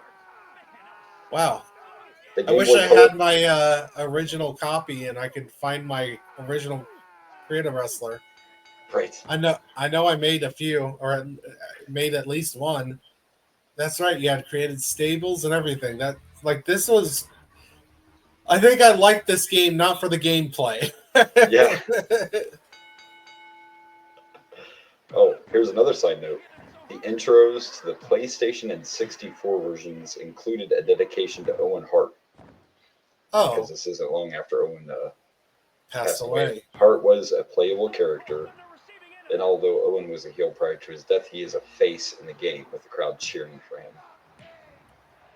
Makes sense. The dedication to Owen Hart was removed from Dreamcast because during production, Martha Hart began to sue the WWF over Owen's death. Ah, gotcha. So there you go. Interesting. So the PlayStation version got good reviews, but the 64 got mixed reviews. So there again, I guess I always forget, and you've kind of told me this. I guess it was probably a little better on PlayStation. But that's unprofessional. My phone is ringing. I apologize. Oh, see, that's why my phone is always on silent. That's why my phone is always on silent, because I'm so used to podcasting so much that I never turn it on. It's John Cena calling. You're forgiven if John Cena's the one calling. Right. Let me just answer that really quick. John, I'm busy. Fuck. Not right now. So there you go. I can't give this game any kind of grade or anything. Can you see him? No, I can't. Okay. By the way, I did not get a hold of that fucking figure. Remember the John Cena invisible figure that came out? Oh, yeah. I don't think I'll ever get one of those. They sold out really fast when they were pre-ordered. So, but I got Hogan coming, brother. All right.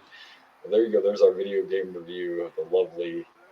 I don't think I need to recommend to go back and play this unless you have a system other than the 64. Is that a sheet tray in Kane's hand? Is that what that's supposed to be? It is a sheet. Yeah. It's a baking sheet. The weapons don't even look very good.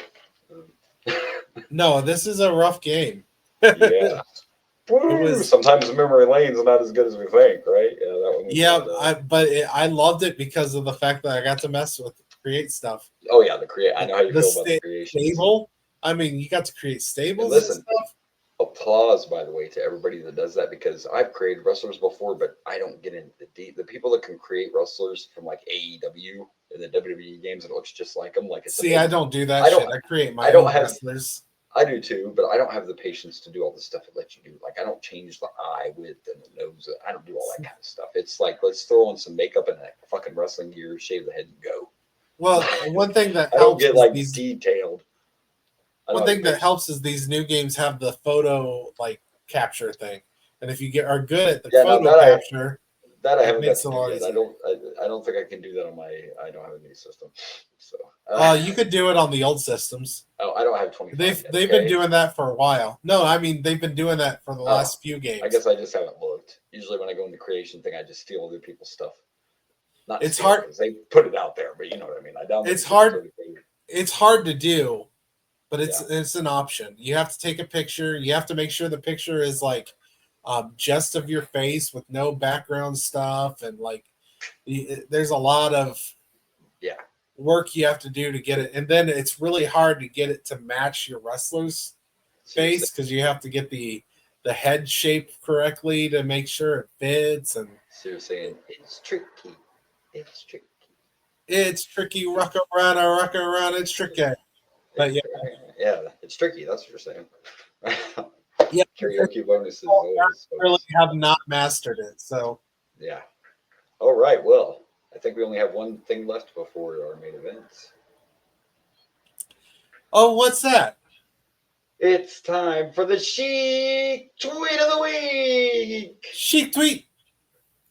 And this week's Chic Tweet: if you still say in a jiffy, you can go fuck yourself forever.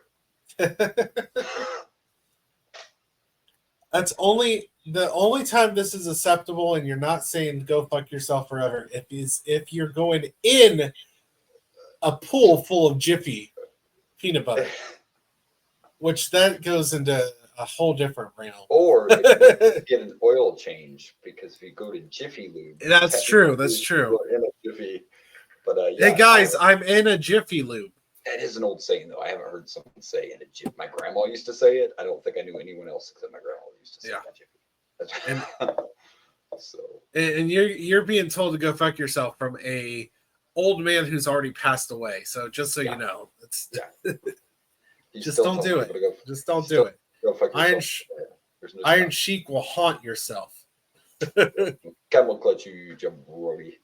Yeah.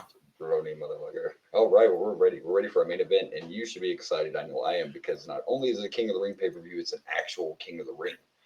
It starts with the quarterfinals, so basically almost all the matches are King of the Ring matches. Yeah. We've got world title match as well. But King of the Ring 1999. The pay-per-view after the tragedy, so we'll see how that goes. But yeah, I'm excited. I like a good old King of the Ring. That's right. Oh, that is the wrong one. Shit. Where's my... Oh, I don't have my main event up here. 1 second. I was trying to put our main event video up. Look over here, kids. Look over here. Pay no attention to the man behind the... If you're watching this on YouTube and you have an eagle eye, you'll see that Hogan decided to stick around for the show. Back there. His poster hanging out. So the Hulkster spirit is with us. By the way, Bubba the Love Sponge is still talking smack, and you can go fuck yourself for real, Bubba the Love Sponge. You'll probably never hear this, but you were a piece of shit, worthless human. Go fuck yourself. Just had to put that out there. He's talking shit. There we go.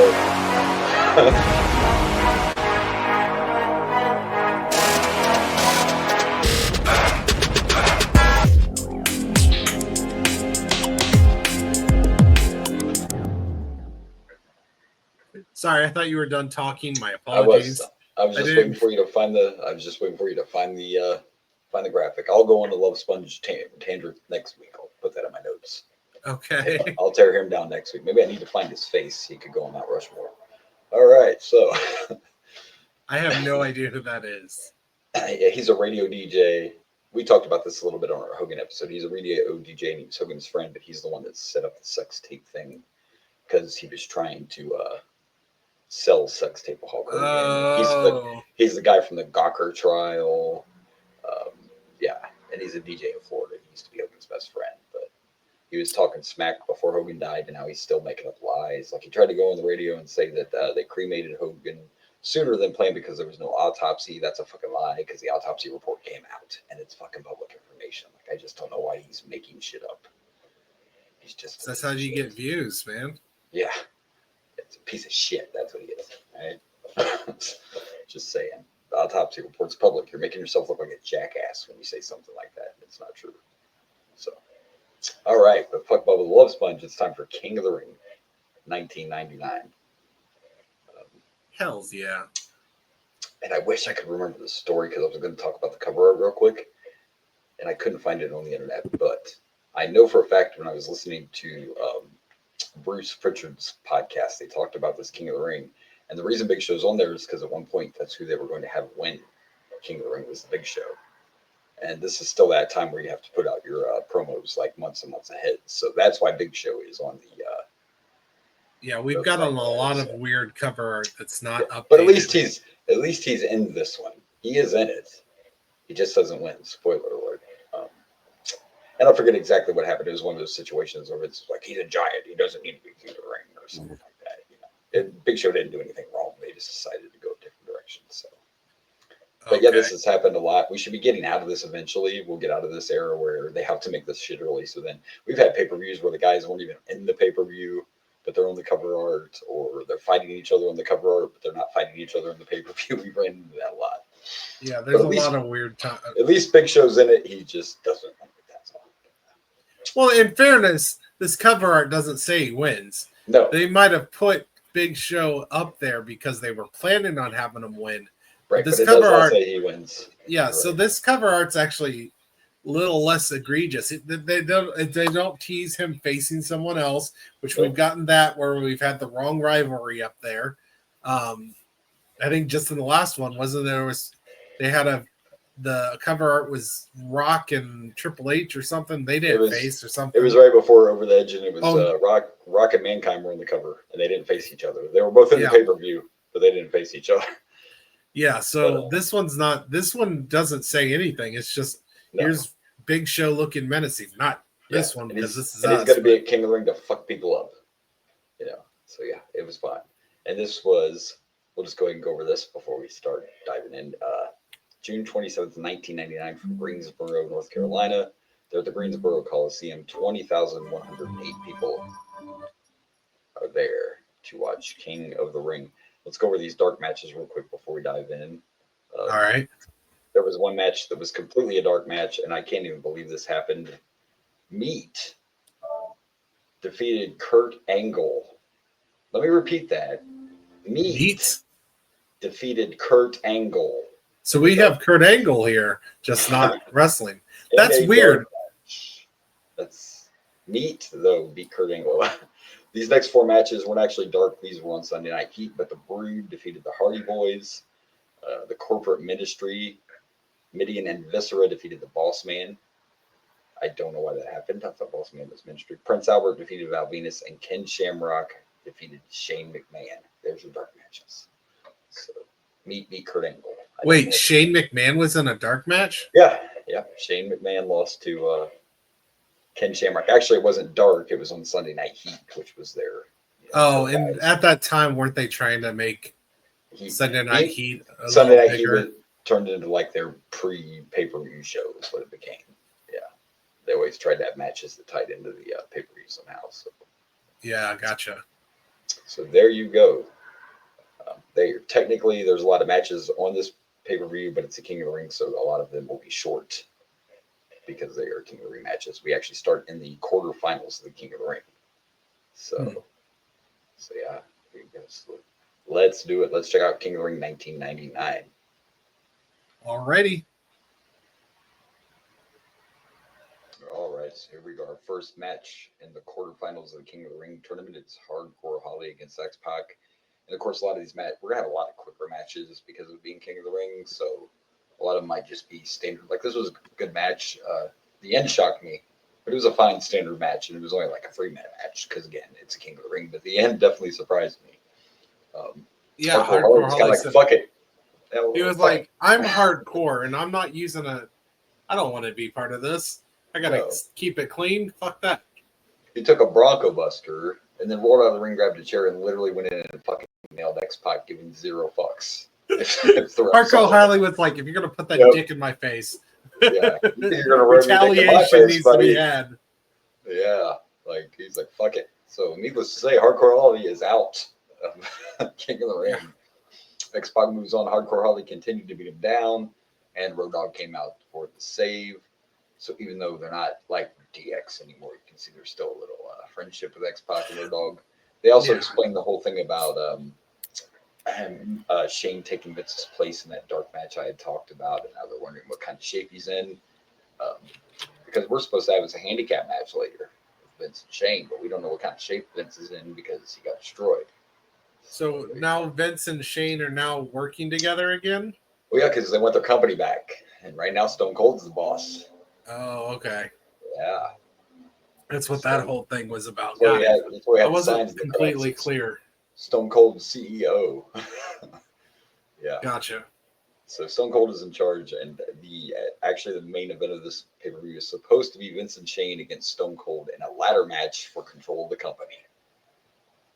That's right. If it's not custody of kids, it's custody of the company. We'll put something on that ladder.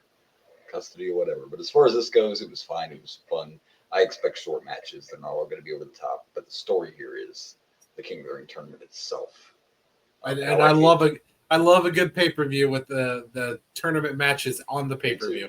And I love the ending. Like Hardcore went out the way Hardcore should. Like, you ain't pinning me, bitch. I'm Hardcore fucking Holly. So I like that too. So I'm gonna give it 3 chair shots. Yeah, I'll match that. 3 Bronco Broasters. I can't think of anything else. Right. All right. So there you go. There's our first one. I was gonna say, let's see what's. We don't all the way know what's next, but it's another King of the Ring show. Let's go. All right. All right, so our next King of the Ring match is Kane against the Big Show, and my God, Big Show is so massive here. It's not easy to make Kane look small. They're almost the same height. The Big Show is literally twice as big. He is twice the person. Yeah. Kane is kind of slender. Big Show is a massive man. I will say Big Show, this was years ago, but I don't know who thought trunks were the look for you, but it's just a weird look. And it's not because he's such a large man. It just looks weird. Big Show doesn't look right in trunks. There were a few impressive spots, like he's tossing Kane around like a sack of potatoes. The double big boot, though, was a bad spot. Big Show fell before it even looked like the boot touched Kane. Like they tried to big boot each other, and it was very awkward. And then we got a ref bump. Then we thought Kane was going to chokeslam Big Show, and we got a fucking 20-minute claw. And I know how this works, but here was a real big issue with this. How am I supposed to believe that Kane's tiny little hand that barely fits around the Big Show's fucking throat is going to choke him out? It was boring too. It was just there was no excitement to it. They literally just stood there. He didn't show pressure. We were supposed to believe that Big Show was going to pass out because Kane's apparently squishing his voice box, I guess. Because it sure wasn't around his whole fucking throat. It was bad. It won the match. It was a good match until that spot that made no sense. And then at first I thought, now we did the ref bump for no fucking reason, but that's not true because Hardcore Holly came out. He's doing the Shamrock thing. I'm just going to try to fuck everybody up. Hey, by all means. That's going to make this pay-per-view slightly more exciting. He got a choke slam for his troubles, but he tried to come out and happened to have a chair with him, and Kane went ahead and used that chair. Big Show didn't try to protect himself because we're still like, concussions are fine. He turned his head, but he took that chair. At first, I was liking this. I was going to give it the same ranking as the first match, but I'm not going to do that because of that fucking choke spot. It took it away. The crowd was they thought the crowd was booing because Big Show was in that hold. They were booing because the hold sucked. It's not because they wanted Big Show to confused who the face and the heel was here. Well, yeah, that was weird too because Kane's supposed to be the face, but the crowd's behind the Big Show. I think the Big Show also was a face. I thought Big Show was with the corporate ministry. Remember, he broke apart in last pay-per-view we watched. He was on the other team. He was on the team of the.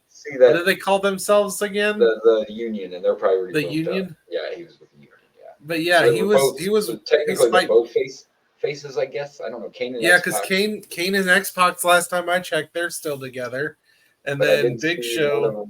I didn't see either one of them with a tag title, though, so they might have lost those by now. Oh, shit. Does that mean Big Show and Kane are facing next? Big Show and Kane already faced. Big Show and, sorry, not Big Show. X-Pac and Kane, are they next in the... Let me look at the, I happen to have it. I didn't want to post it because it gives away. Let me look at the bracket. I mean, we can wait and see the bracket on when they show it to us. Okay, no, that is not who he faces next, no. But there's a possibility they could face each other. They could face each other, yes. But not next. Okay. Not in the next round or whatever. Okay. Got it. So, there you go. Another King of the Ring qualifier. Kane moves on, and we are about to see what's next. Because I'm a nice man. Whoa! Here's our next match. It is Mr. Ass. Just Mr. Ass now, as my colleague pointed out as we were talking off air.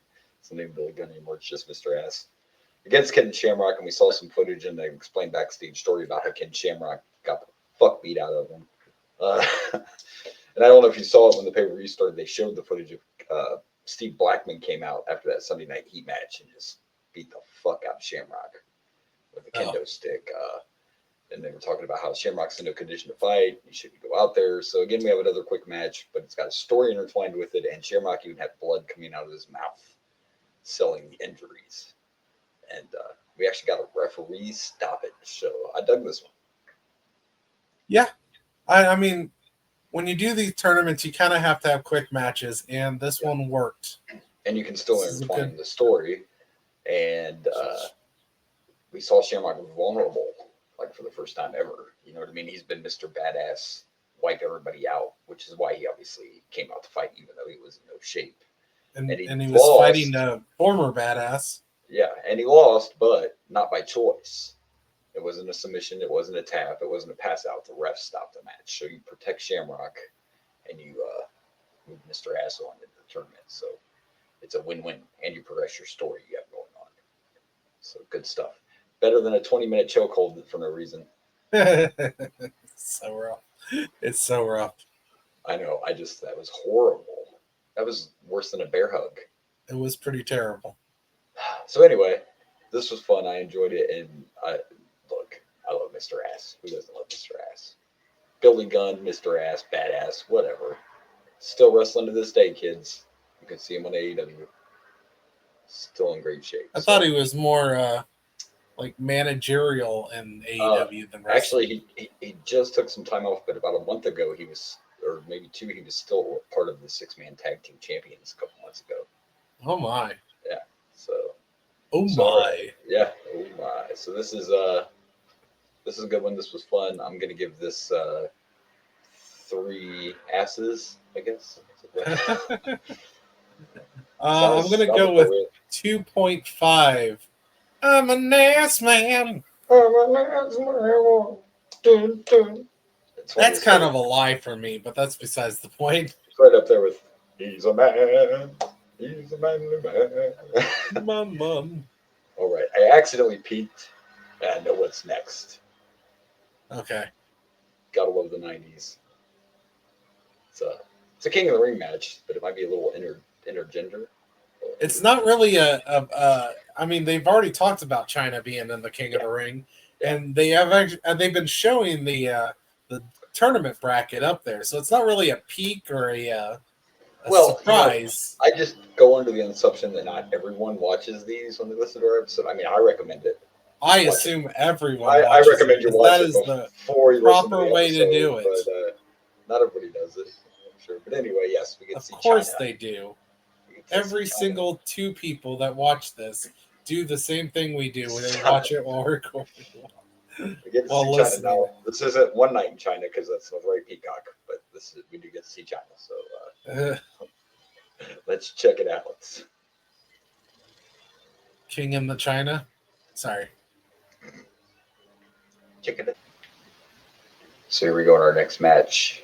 It is China versus the Road Dogg. And I loved right away they were playing this angle of Road Dogg. It was like, oh, I can't fight a woman. I can't fight a woman. Fuck that shit. If you're going to hit like China, then... This was a fun match. Yeah, they played it off really nice, especially, like I said, that angle of not being able to fight a woman. But I don't understand why China, who is obviously bigger and probably tougher than Road Dogg, needed help in this match. Like, first of all, why is Triple H out there? Does Triple H have a manager's license? I don't think so. Probably. He's Triple H. Of course he does. He's not even fucking Stephanie yet, and he's already out here trying to interfere and shit. What? Interfere? Look, okay, so maybe he interfered just a little bit. However, if you heard what Road Dogg said to Triple H, you would attack him too. It was very rude of Road Dogg. You know what he said? No, I must have missed it. It was hard to hear. I understand, but I got this right here. He said that your mama is so fat that she's the 10th wonder of the world. He also said that your mama is so fat, I thought she was leg dropping the Undertaker and breaking his nose. So if you heard those things, you too would attack Road Dogg. I mean, it was just absolutely rude. How dare he say these things about Triple H's mama? Oh, you want to talk about mamas? This guy, he'll be here all week, folks. He'll be here all week. We even got Shawn Michaels out here, too. It's kind of nostalgic, right? We were so close, like X-Pac should have came out just because. I know. Just because. He also said that your mama's so fat that China wouldn't let him come in for one night. So, it's just Road Dogg's a dick. Maybe and Triple H was justified. Maybe you should have tried to bring it back. Hashtag justification for Road Dogg God, for get out. Triple H. Get out of here. Justification. Hashtag Don't- justification for Triple H. Oh my gosh. I don't know what to do with this guy. Justifications. Anyway, very entertaining. Also, can I say, so I'm watching this match, and after Triple H throws China on top, because of the rude your mama jokes, obviously, he puts China on top. I thought Road Dogg had full chub. I mean, it looked like full chub going on right in the middle of the ring. Maybe it was. It wasn't, because we find out later Road Dogg was wearing a cup. Hey, he knew what he was getting into. I would Yeah. also wear a cup if I knew I had a match with them. I thought it was hilarious. I thought it was full chub, and then I found out there's a reason. It did, yeah, it did look like Well, full chub. I guess there just would have kinda been like, a reason either way, but yeah. Right, like, you're wrestling China, you accidentally brush up against her boobie. I can see it, yeah. Constantly. Do you know how many headlocks China put Road Dogg in? Just shoved it right in there? I thought I was watching One Night in China too. She put X-Pac in a whole other kind of headlock. Oh, that's a whole other show. Yeah. Gives Bronco Buster a new name. I mean, I feel like that cup worked wonders for the match, but I think it was there for another reason, to protect showing the world full chub. Full chub. Yeah, it could have been. It was preventive measures. Like, I don't know how this is going to go. And he probably smoked some weed before he went out there, so he's probably going to. This match was hot. And it was fun. This is a probably great match. The funnest match so far of the night. So many fun antics. Yeah. Shawn Michaels coming out, like you said. This is great. This was a great match. The little thing where he went so long to resist, like fighting China, in that one spot where he was on his knees and he finally hit her in the stomach real good, and she sold that shit, and the crowd cheered and booed at the same time. They wanted to be mad because he hit China, but they were like, "Yeah, fuck it, she deserves it." It was good stuff. Very well done. Very well done. I like it. I am going to give this 3.5 bottles of water just because Road Dogg has one. I'm going to give this 4. 1 second, because I got to give you 4 of them. Your mama jokes. Because he also said, "Your mama's so fat I thought you were the Boston Booger." Oh, Bastion Booger. Bastion Booger. Sorry. Yeah, well, good old Bastion Booger. Yeah, so like I said, 4. 4. I'm actually excited. I let it play too long because I was distracted, but I'm excited for our next match. We're getting a match that was already on Heat, but they're doing it again, and we get to see it on the pay-per-view. We're about to see the Hardys. Hell yeah! Let's get the Hardys. Yeah, let's do it. Let's see some Hardy boys. All right, so I guess we should mention 1. We know the Acolytes are the tag team champions now, and 2, we found out that's why they ran this back, because on Heat, the Acolytes decided neither one of these guys were going to win to become the number 1 contenders for the tag titles. So we finally have ourselves the Hardy Boys and the Brood, and look at Michael trying to be your cool stepdad. Or that one uncle at the party. You know what I mean? Yeah. And he's literally, this is a different picture, but in this match, he's literally dressed identical to Jeff. He's got on the same shirt, same pants. Matt was like, "Nope, I'm going a different direction. I'm not wearing the same colors, guys." It's a little weird. Good fun tag match, though. I don't remember Michael Hayes being part of the Hardy Boys. I do. Yeah, it's how it starts, and then eventually the Hardys become. Or they weren't the Brood yet, were they? Were the Hardys already? No, this is the original Brood, and then the Hardys become the Brood, I believe. Oh, so they're the new Brood? Yes. They will become the Brood eventually. So anyway, yes, Michael's their manager, and they even brought up the Freebirds. I'm like, "What is this? 1970?" They're like, "Michael Hayes was a Freebird, baby." He ain't no Hardy boy. Okay, and we saw one of the best spears ever in this match when Jeff did the run. Oh my gosh, yeah. They even showed it twice on the replay. Yeah, they were going to do their famous corner thing. Their corner thing they made famous, where Jeff was going to run and jump off of Matt to hit Edge, and instead when he jumped up, he got speared. It was fucking amazing. It was amazing. It was didn't good. end the match though. It was amazing, but it didn't end the match. Actually, that darn Gangrel might have had something to do with the match ending, maybe slightly. Yeah. He got a little Maybe choked this up. is the start of the new bird because Could be, Gangrel because he helped. definitely helped the Hardy Boys win this match when he accidentally misted Edge Whoopsies. with the blood. He got him a bloodbath. Got him bloodbaths, and the Hardys win, and they are now the number one contenders. These things happen. Tag team titles. And this is exciting because you wouldn't know watching back then what we're going to get from these two tag teams, along with the Dudleys. Some of the greatest shit ever. Yeah, I love that our first introduction to the Hardy Boys is one of the greatest tag team rivalries of all time. Yeah. And I know this is kind of a sad thing in a way because, we watch these pay-per-views and a lot of time if you look at the graphics, most people are gone or whatever, blah, blah, blah. But everybody in this picture is alive. And everyone is still wrestling except for Michael P.S. Hayes. Even Gangrel. He only wrestles independence, but he's still wrestling as well. And Michael Hayes still works for WWE, so they're all technically still active. Employed. To this day. Hardy's still doing their thing. AEW's teasing Edge and Christian getting back together now. So yeah, they're all still doing their thing, man. But a fun tag team match. Loved the spear.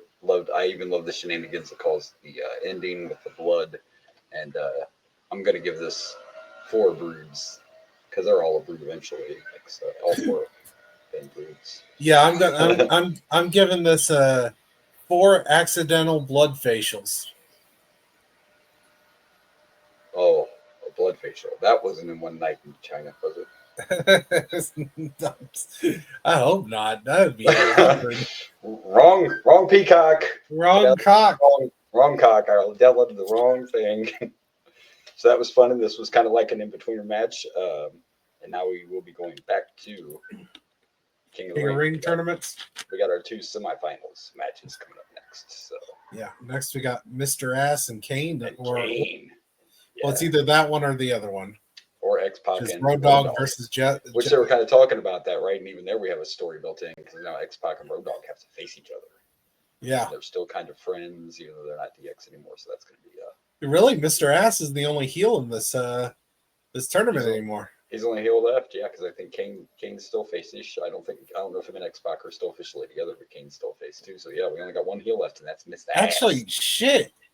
You realize that all 4 of the people left are either DX, XDX, or tag teaming with a DX member. Yeah, there's a lot of DX in this story. It's all about the breakup of DX. And you got DX as the commissioner, because Sean's in charge. Yes. There's DX all over this shit. And ladies and gentlemen, in 2025, DX is still running everything, and that's legit.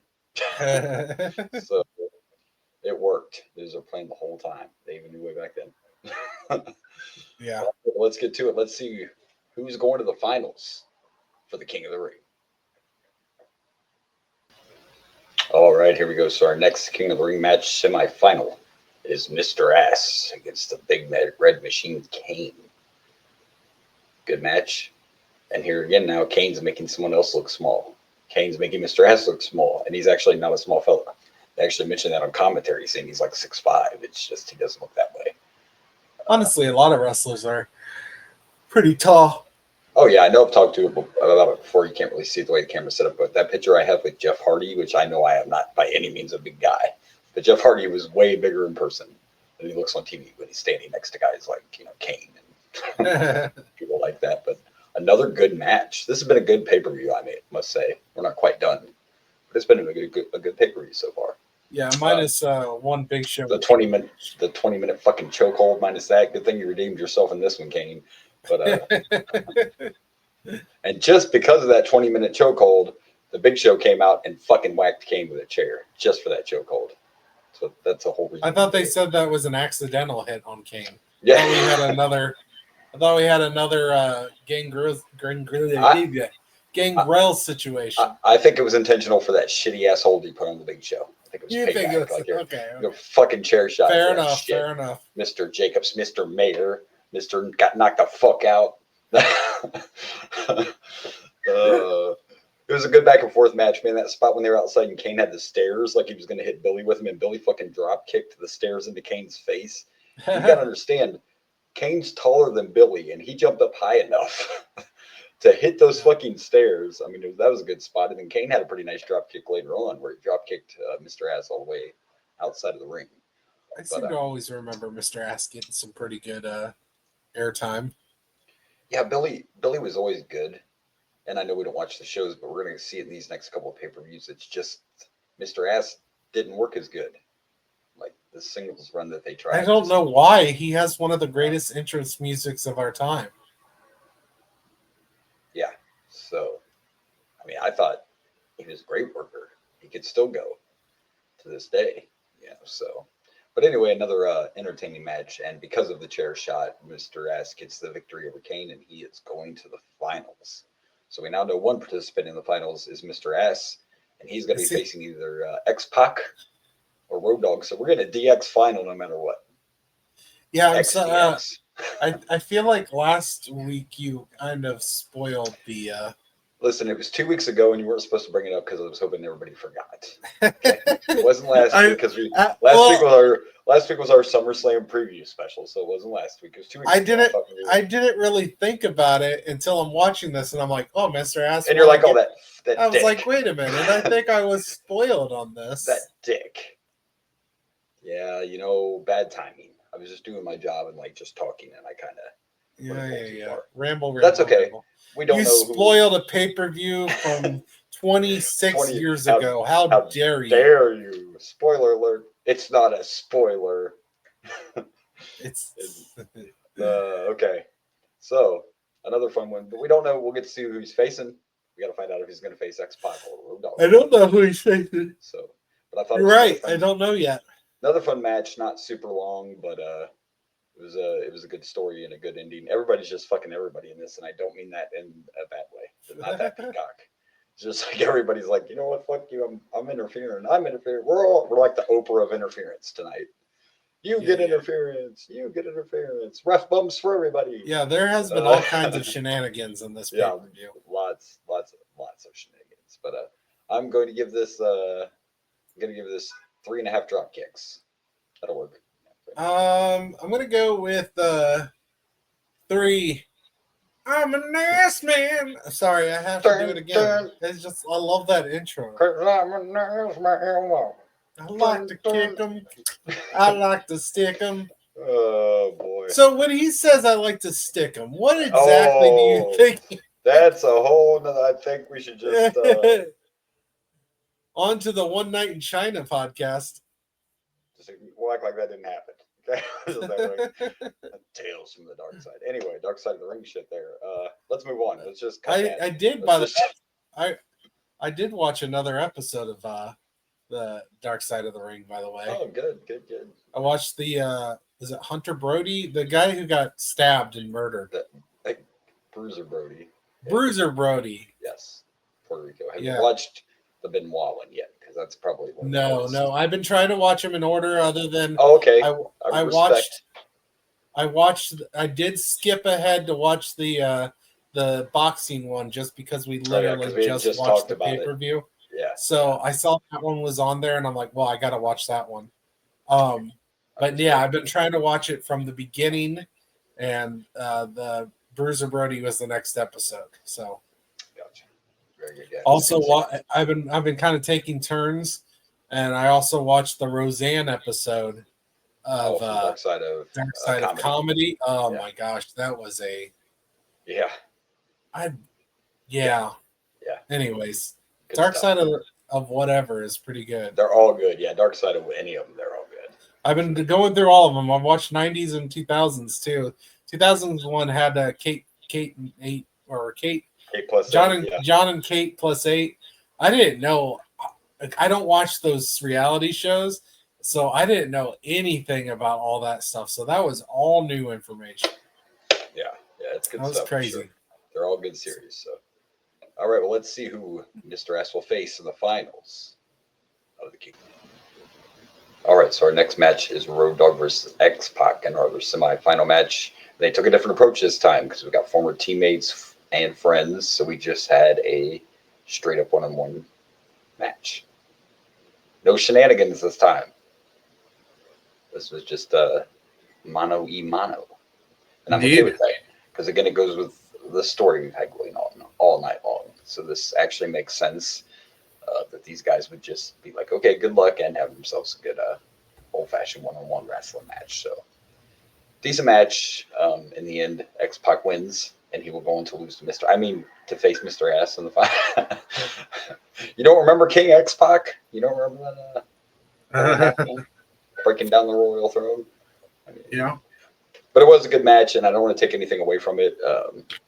Maybe just not as entertaining because of everything else we've seen tonight, but it wasn't a bad match at all. It was just had all these different pieces moving all night long. So maybe it's a breather because we got to get ready to watch The Rock and The Undertaker fight. So maybe this was just kind of take it easy.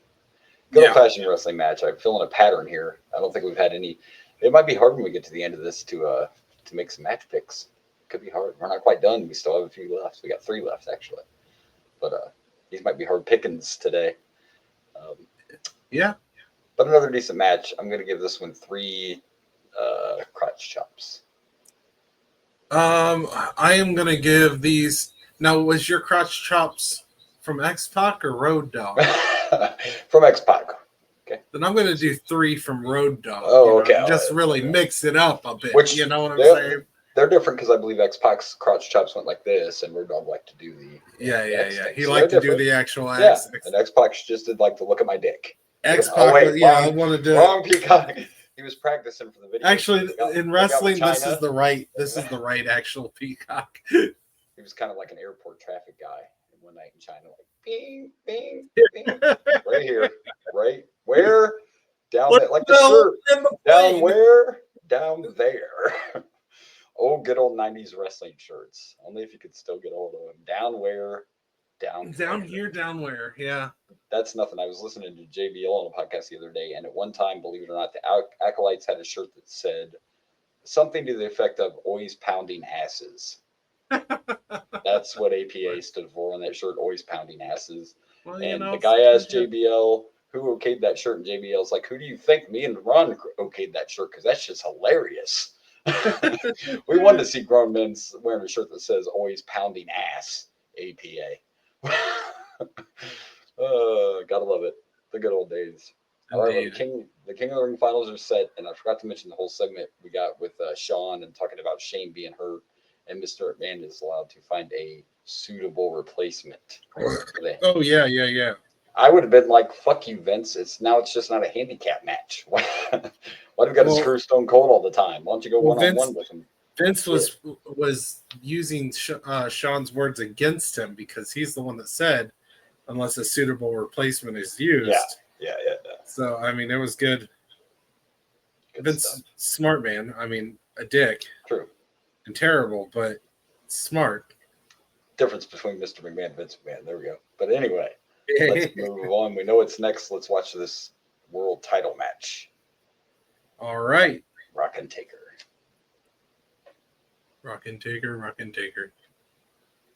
All right, real quick before we talk about our next match, a little breaking news while we were watching this match. Oh, really? Technically not wrestling related, but it's something we talked about on the show. So the cause of death came out for Ozzy. Heart attack. Ozzy also died of a heart attack. So there you go. Of course, it said in the autopsy too that he had Parkinson's and such as well. But yeah, heart attack. Oprah out here giving everyone, you get a heart attack. You get a heart attack. And you talk about my bad timing. Look at this guy over here. Not cool. Of course, you're the heel, so that's okay. When I do it, it's like, I'm the baby face. I can't do that shit. Sorry. By the way, I forgot to mention that King of the Ring is brought to you by Super Soaker. Throw that out there. I forgot. We had the bright Super Soaker emblem throughout. So here's our next match for the WWE Championship. It's The Undertaker and The Rock. Do we have to say anything else? Do we really have to? Fun times. It was horrible. It's a horrible match. And our good old friend Shenanigans made a return during this match as well. Also, our best friend Ref Bump showed up in this this one as well. Good match, as always. I mean, come on, it's The Rock and The Undertaker. Also interesting, right, that this isn't even like the semi-main event. This is the third to the end match. Yeah. Mr. McMahon had to book himself in the main event. No, really, not really. I mean, it's Stone Cold, so I get it. But no, good match. back and forth. We got a ref bump, so I was waiting for something to happen. And nothing was really happening. And then I think Triple H got lost or something. He somehow ended up out there. I don't know exactly how he ended up in the ring. He's not in this match. I don't know what he was doing. Just taking a stroll. I think what happened is he heard that The Rock also was making Your Mama jokes like Road Dogg. They were kind of joking in the background. And talk about mamas. And he overheard The Rock say, Your mama's so fat that she was supposed to be on this pay-per-view, but they said she was too big for the TV screen. Wow. So then he was just like, I'm going to knock you trying to say knock you it's all justified by Triple H. Sure, you can't talk about a man's mama like that. So I guess I should mention that during this ref bump, and there's a lot of stuff. Like I can't even remember everything that happened in this match. They fought outside. There was a funny moment in commentary because they were fighting in the crowd, and The Rock and Undertaker went up in the section of seats where the cameras were, and Jerry was like, "You're not allowed to go there, Rock. That's closed off for the cameras. You're not allowed in that section." Like they give a shit about that being the section for the cameraman. I'm telling you, I miss. Again, I'm not taking away from anybody, but damn, man, Jerry Lawler on commentary, like, come on. Is there anyone better? I know I'm the heel and everything, but I'm just thinking, I really hope that Triple H's mama is not like morbidly obese, because then I'm gonna feel like a real. I don't know what Triple H's mama looks like at all. Now he feels I am just. He made this joke and he's like, I hope I didn't hurt Triple H's feelings. I'm just gonna be terrible. Well, you gotta realize Triple H is still one of my favorite wrestlers of all time. So yeah, you gotta watch his mom jokes because that's what leads to people. And you should feel bad because Triple H's mom is not fat, so you don't. Okay. You're good. She's old, but she's not fat. Well, I mean, we're also talking about. These would have been technically jokes from 1999. She would have been much younger. Her name's Patricia, by the way, in case anybody's curious. Patricia Helmsley. So, Helmsley. So technically it's Levesque, but during this ref bump, luckily this was pre Bill Cosby because Undertaker got a rag. Well, Paul Bearer got a rag, a little bottle of ether. I mean, technically, didn't Bill Cosby use pills? Doesn't he like spike drinks that he didn't use? It's all about the Jello. He didn't. Yeah, he didn't go. He didn't use chloroform. He used roofies. Yeah, that's a slightly different issue. He wasn't throwing ether on a fucking rag. Like we're gonna knock this guy out. But of course, The Rock got the ether and put the Undertaker down with it instead. And that's when Triple H got lost and caused all the chaos. But he pedigreed The Rock, and The Rock still kicked out. It wasn't enough. Actually, it took Undertaker a minute to stand up, and he kind of did like the falling cover thing because he's still feeling the effects of the ether. But he pulled up enough energy to put a tombstone on The Rock, and it was game over after the tombstone. So it's kind of interesting how long Undertaker's going to have the title. There's so much going on right now with like everything changing. People going heel and face and the corporate ministry and this faction and that faction. It's kind of hard to keep track. Like, wasn't Rock with the corporation at one point? Yeah, a while ago. Pre-corporate ministry, I guess, is what it would have been. We've lost a lot of people. Like, pretty much the corporation has pretty much become just like the people that were at the beginning is just like the McMahons. Because Big Show was part of it, The Rock was part of it. Yeah, just like sprinkling and falling all over the place. Yeah, now the Big Boss Man's gone. You seem to suggest. Well, I mean, they did hang the man. Is he still alive? I don't know. Maybe that's why they had to kick out Big Boss Man because Undertaker. I remember. I think I showed it to you off there. I made a questionable graphic for that pay-per-view, but anyway. Then I found out that's when I got a TikTok banned, and I'm like, "What the fuck?" And I thought it was, maybe it's the guy dangling from the cage, but actually it was Tori Wilson that got me banned. So it wasn't even. It should have been the sexy lady. It wasn't even the guy hanging from the cage. It was a sexy woman. It was fine. I should have got hanging. Violence is cool. Sex is okay. Sex is not. No sex. It's the opposite in England, I think. So anyway, another good match. Undertaker remains the WWF champion, and I'm going to give this 4 eyebrow raises, but I can't do it because I'm not The Rock. I'm trying, but it's not. I'm going to give this 4. Stop saying your mama jokes, guys. It's getting Triple H to come kick your ass. No more your mama jokes, guys. It's not no cool. more. Calm down. It's not cool. Well, we know where we are going next. It's time for the finals of the King of the Ring tournament. I wonder who's going to win. Will it be Mr. Ass or will it be X-Pac?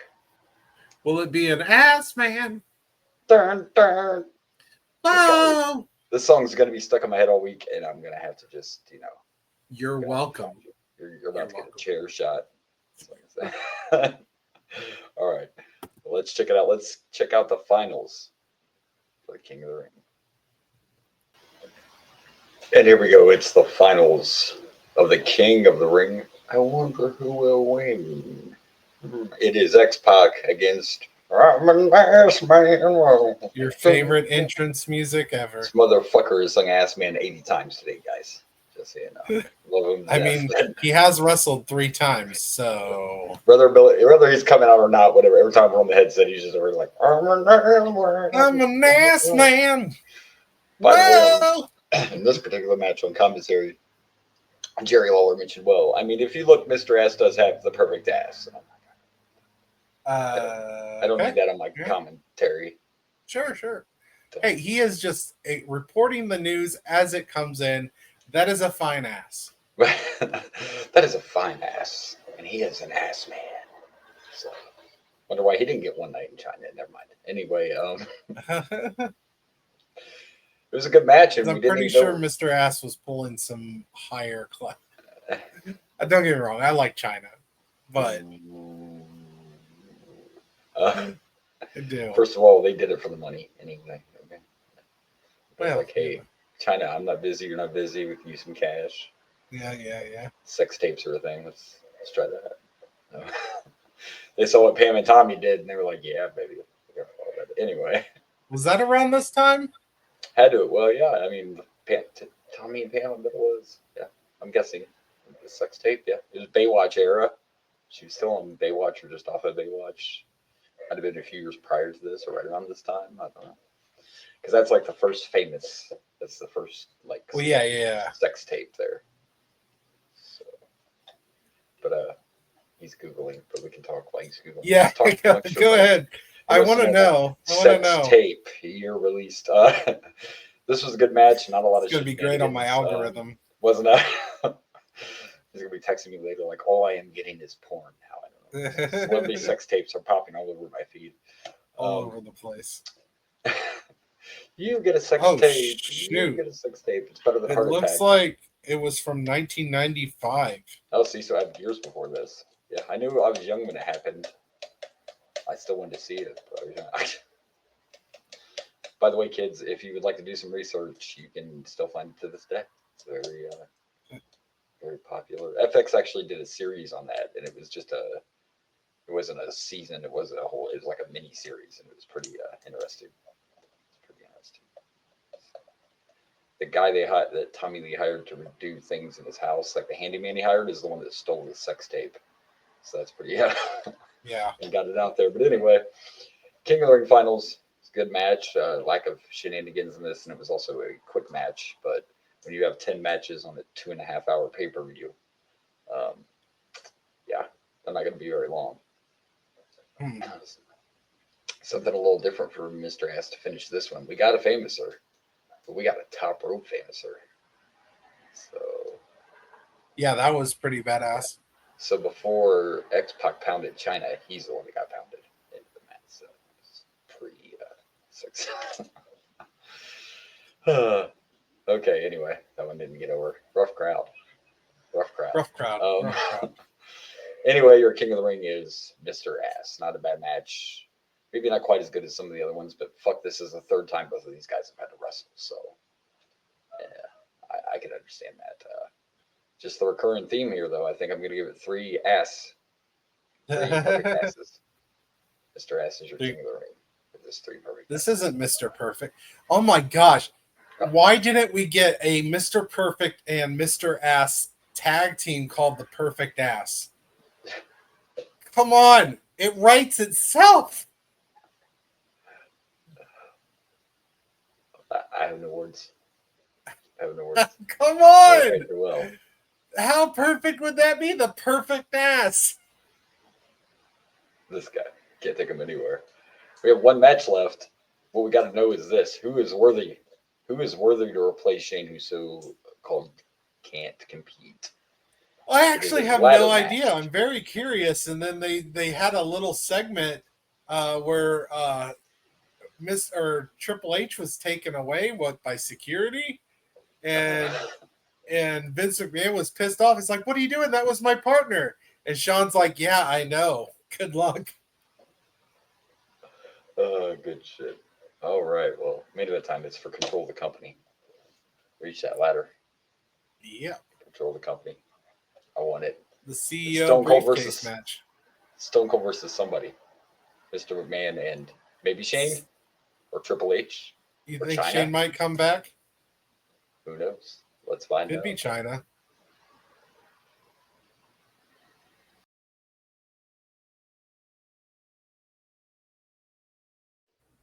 All right, here we go. After a few, you guys out, you kids will never know. We had a few technical difficulties. Well, they'll notice because we're on the opposite side of the screen. And you changed studios. So they are going to Yeah. Right. Plus the name, whatever, it's fine if we had to finish. A little technical difficulty.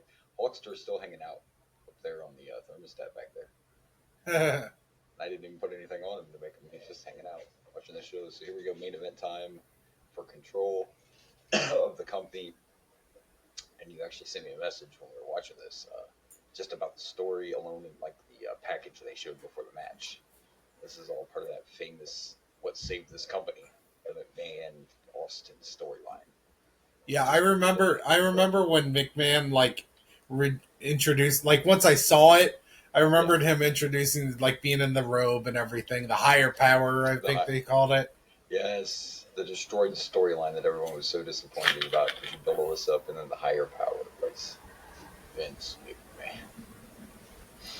Yeah, but and, as big of a piece of shit as he is in real life, this feud is what turned WWF around and started the Attitude Era and helped them beat WCW because WCW was whooping that ass until Mr. McMahon and Stone Cold started fighting. So, and Shane did show up, so they were fibbing, they were lying to us. Shane was in this match, bitches, talking about he can't make it. Shit, he's a big man. Damn it. Yeah, this was fun. They brought out Steve Blackman, and it was a train wreck, hell of a good time. It was a slobber knocker. It was a slobber knocker. The part where they went out to the entrance way, where they had all these ladders set up. Mind you, this is King of the Ring. This is we're having this main event. We made sure the set was ladders. It's not a ladder pay-per-view. And when Shane rolled up on that set and was just like, haha, fuck you, Austin. That was good shit. It was also kind of funny watching it, wasn't it? Because how tiny was that ladder? This is early ladders, and that ladder just seemed so little. It seemed less dangerous because we're so used to the massive, really tall ones. Yeah, and this was just like little baby ladder. There's no way you can remember all these spots, but let me tell you what, Stone Cold was whooping that ass during this match. Both asses. No Mr. Ass, but he was whooping that McMahon ass. I'll tell you that. And the crowd was into it, of course. And this is why you put Stone Cold on as the main event. It doesn't matter if he's your champion. This is why you put Stone Cold on last, because he is, without a doubt, the biggest star in the company right now. Yeah, it was fun just watching him beat the shit out of Shane and Vince. Fuck yeah, it was. I mean, it was hilarious. The selling was great. I love the part where there was no ladder and fucking Vince put Shane up on his shoulders and they like walked out to the center trying to get the fucking briefcase that way. Okay, I have one slight disappointment with that spot. Yeah. Maybe it was just me, but I thought Stone Cold was going to stun one of them and have them fly off. Yeah, I mean, I kind of was expecting something like that, like a really cool. Instead of just a punch. But it didn't happen. It was still kind of cool, but I guess I just got my hopes up, like, he's going to stun them both! And I also like that they left it kind of for us to figure out or assume when it comes to the mysterious who was adjusting the briefcase, which was fucking great, by the way. Yeah, that was hilarious. I'm curious who Come it on, is. man. Actually, I'm Like, really curious. I don't remember. I don't know if they ever reveal it, but in real life, it was one of Vince's goons. It was either Briscoe or Patterson, but I Oh, don't okay. remember if they ever even actually bring it into the storyline. But in actuality, but it was still great. Like Stone Cold goes up and the briefcase goes up. McMahon goes up, the briefcase comes down. Like that was great shit. Again, let's screw Stone Cold. I Gotta find also a way. liked when he was just destroying the ladders with the bodies of the McMahons, and then he Yes. just pulls all the ladders down on. Now, I don't think it even hit anybody when he did that, but But it was it's a good still kind of visual. a cool visual. Yeah, it was still a good visual. But toward at the end, though, this was my point about the difference in the ladders because of what we've seen since this match. At the end of the match, when you had Vince and Stone Cold up there, and Shane pushed the ladder over, and the guys fell off.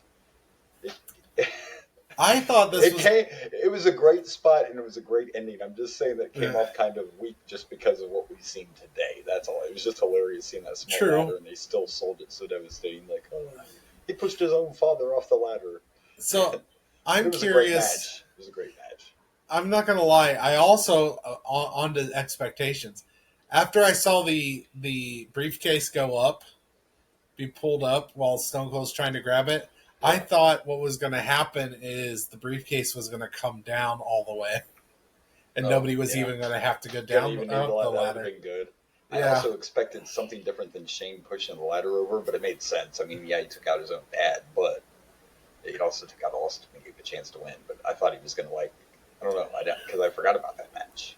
I kind of don't remember this pay per view, so I must not have seen it in a long time. I remember the spoiler, though. I knew who the King of the Ring was. yeah. I remembered that, didn't I? I'm going to need you to calm down with those spoilers. I'm And enjoying watching these. this was also our first match with no DX technically in it. There was no DX members in this match, or XDX. That's what I That's should say. true. There's no True. XDX in this, like the rest of XDX. the night. It's kind of funny. I wore my DX shirt not knowing how much DX was all over this paper. It's just It's just randomly. all. I just randomly picked it. I'm kind of like Mr. Rogers on podcast day when he goes in his closet to change his sweater. You know, it's like, Yeah, it was all over your what, neck. what did I wear this week? Yeah, it was all over the place. We're just gonna wear the DX everywhere. It's gonna be all over China later too. So Oh, fun match, and of course, like I talked about the end spot, Shane pushed the ladder over, taking out both men, and he climbed and got the briefcase, and the McMahons have their company back, and Stone Cold's life's about to be hell. hell.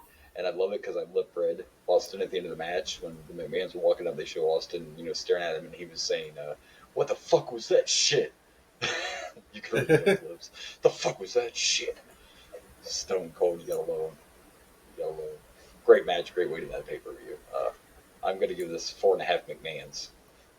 4.5 McMahons. I don't know who the half McMahon is, but I'm gonna give this 4 stunners that never happened. there was lack of stunners. Yeah, There was. That's I kind of just, disappointing. I I just, should have took my half back just because of the lack of stunners, but I won't. It was still fun. I was just sad that he didn't stun them both while they were on top of each other. That's Yeah, it would have been. It was a missed opportunity. You should call him Ray. could have been a 5. I'm gonna have to have a talk with Stone Cold. Listen, Stone Cold, you need to go back to 1999. Maybe have a beer with them, get stunned. Get yourself stunned, Yeah, because that's what'll happen. yeah. You don't accept a beer from Stone Cold without a stunner. No, not very often. That's still going to be one of my favorite spots when we saw Triple H fall. What's the name of his beer? Broken Skull. See, he should have called it the Stunner, because then he could be like giving out stunners all over the place. True. You get a stunner here. Broken Skull's kind of his brand, just like Real Americans. Yeah. Yeah, so but Stunner, yeah.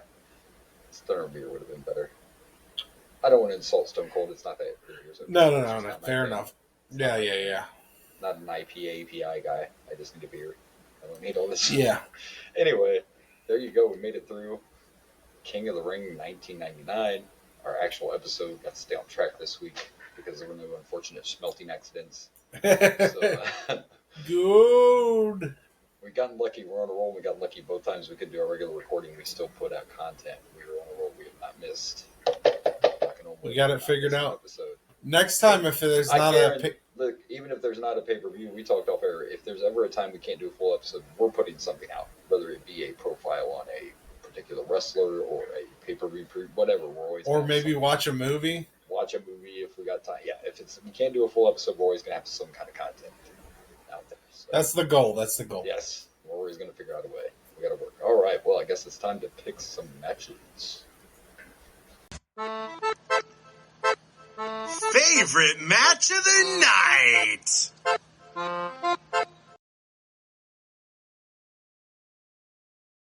Excuse me. I took a drink right when you cut to me. You did that on purpose. All right. Favorite match of the night. I'm gonna. This is taking the easy way out. Not really, but I mean, I'm going with main event. Was it the best wrestling match? Maybe not, but it was the most fun of the night. It was the most entertaining match of the night. It's the main storyline right now with the biggest star. I'm going with Stone Cold against the McMahons.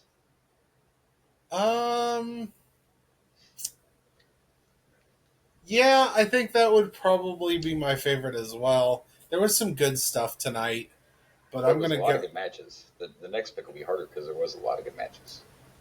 Yeah, I think I'm gonna go with the same. Same Z's. Same Z's. All right. Well, there's the best. What was worst?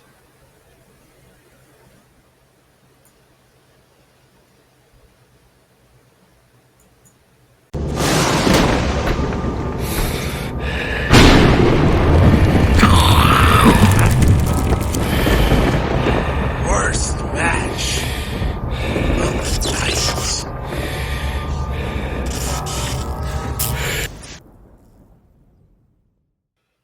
Worst match. It's a great video. Just saying. I love it. I should not have watched. Worst match of the night. We mentioned several times there weren't a lot of bad matches. You might be able to guess where I'm going. I'm going to pick the worst match of the night. Not that day. Worst match of the night. Not based on the whole match, but based on a moment in the match. That's worst. I think we're agreeing on this one. The chokehold from hell. Kane versus Big Show. What were we doing? Yeah, I agree. Kane versus Big Show. Definitely the worst match of the night. It disappointed me too because up to that point it was a good match, and sometimes two big men can't have a good match, and it was actually a pretty damn good match until that weird chokehold spot. Yeah, Big Show was blown up. But it also doesn't help that the rest of the show was pretty decent. So that one spot was enough to make it the worst. Yeah, it really was. Because otherwise, if that spot wasn't in that match, I don't know what I would have picked. It would have been hard. I'm thinking, I don't know about that, but the worst match would have been. I don't know. It would be difficult. There weren't really any stinkers. So there you go. King of the Ring 1999. We do have something else, and I forgot about this again, and I suck. I'll let you know that I found because we got a rank. All right. Last time we went to rank something, I didn't have my rankings because for some reason when I got my new phone, those decided not to transfer when everything else did. But while we were watching this pay-per-view and recording, I did find my own device. I have it charging right now. So by the time we get to SummerSlam, I will have all my rankings back because I know they're on that phone. Okay. So there you go. So let's do it. He's going to do some ranking because I don't have mine. King of the Ring rankings.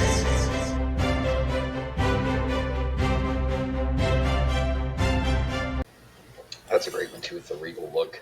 Yeah, I like it. I like it a lot. And I made it while we were recording. He did. He just made that one damn. By the way, damn it, King Owen Hart definitely deserves to be up there across from the Macho. Yeah. The King of Hearts. The 2-time Slammy Award winning.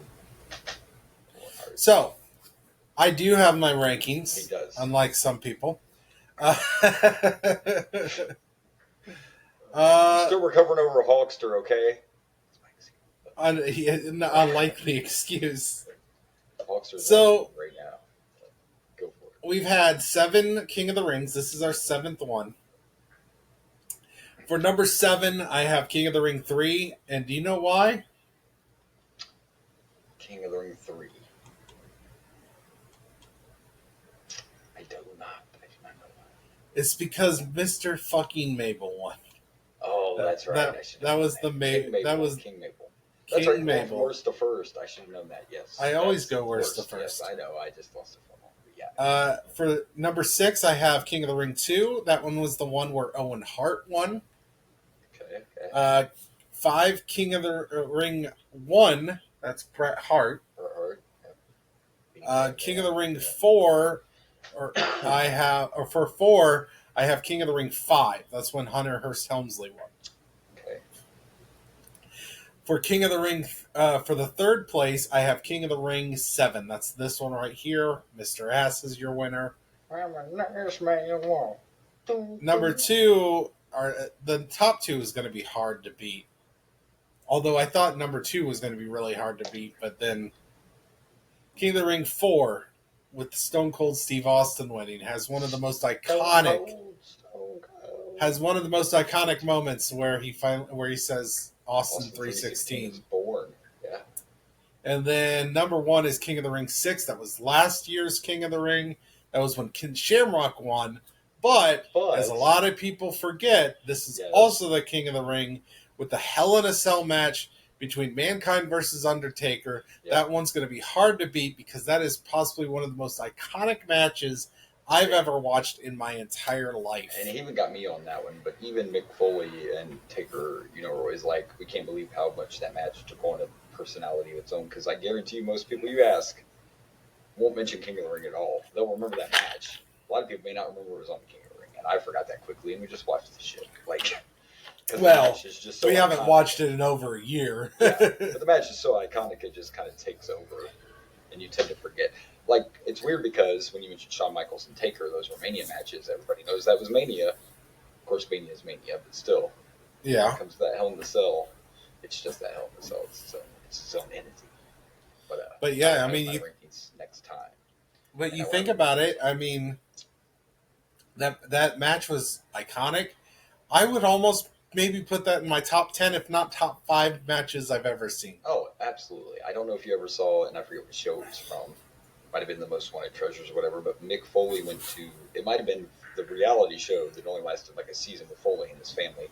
Anyway, he went to the WWE warehouse and saw the actual hell. They still have that cell. That cell. They kept that Hell in the Cell from that match and never used it. And Foley saw it and had his daughter with him, and when he started walking up to it and he had his hand on it, and he must have just been thinking about it, but he literally broke down just being around that cell. And then talk about how it didn't just change his career, but how bad it fucked him up, his body-wise and everything. So yeah. A lot of emotions, but that alone tells you something when they kept a fucking cage and never used it again. Yeah. That cell's literally locked away as a piece of history. So understood. Yeah. So there you go. We made it through King of the Ring. We made it through a regular episode. Thank you. And if everything goes well, we'll be back again next week. And next week we'll be fully loaded. Fully loaded. We're getting close to a big 4. We're close to Summerslam. And it's right around the corner, so we're getting there. And this would be our second fully loaded, if I'm not mistaken, because last one was the one with Triple H, and we have one. I think me where Triple H's nuts are. Whoa! In the cover art, the cover art again. No, the cover art where Triple H is doing the X. Yes, maybe you should ask China if anyone knows about being fully loaded. I think she would know. Well, that was the one. That was the one with Sable and the puppy, the hands on the puppy's outfit she was wearing. Yeah, I've actually watched that. I've actually watched that pay-per-view twice because I watched that once with Craig on the other podcast, on the Pro Wrestling Apologist podcast. Apologist, yes, another classic that's no longer with us. That is a good one too. Yeah. All right. Well, we picked some matches. Watched the pay-per-view. We got to plug some pluggables because I remembered this time that we got to plug our pluggables. Well, you can find me at Dragon Blazer Productions on Facebook, Instagram, YouTube, the Tiki Takis. And you can also find me at Dragon Blazer Pro on the X. You can find us at the Boomer and Blaze Show on YouTube, Facebook, Insta, Tiki Takis, and at Boomer_Blaze on the X. X. I'll be real honest, not real active on the X, just so you guys know. Just yeah. I don't know. You're super aggressive on the TikToks and the Facebooks. TikTok, yeah. My Instagram share or my Facebook shares to my Insta or something like that. Those are all linked. Yeah. I still always felt like if you're not, I do use X a little, but I think it's more just for the big celebrities. Yeah. It's like I put the chic tweets on there. We have gotten recognition. That's where DVP recognized us was on X, but yeah, I'm just not as active on it as the other socials. So it's fine. Which is fair. Yeah, the other ones are better. Sorry, Musk. All right. You don't have to apologize to Musk. No, I don't. Fuck Musk. And Bubba the Love Sponge. Is there anyone else who want to say fuck you to? You know what? Fuck you too, Goldberg, while we're at it. It's been a couple weeks, but fuck you too while we're throwing them out there. Oh, geez. I can't really say fuck you to Giving away Hulk Hogan anymore. Oh, not yet. Too soon. No, too soon. Another week. At least, yes. That's what I talked about from the beginning. Listen, I don't think you're like one of the biggest Hulk Hogan fans. It's going to be longer than a week. I don't expect people to shit on him right away. That's all. On anybody that dies right away. Like when Jeff Jarrett passes, I'll wait a week or two before I shit on him.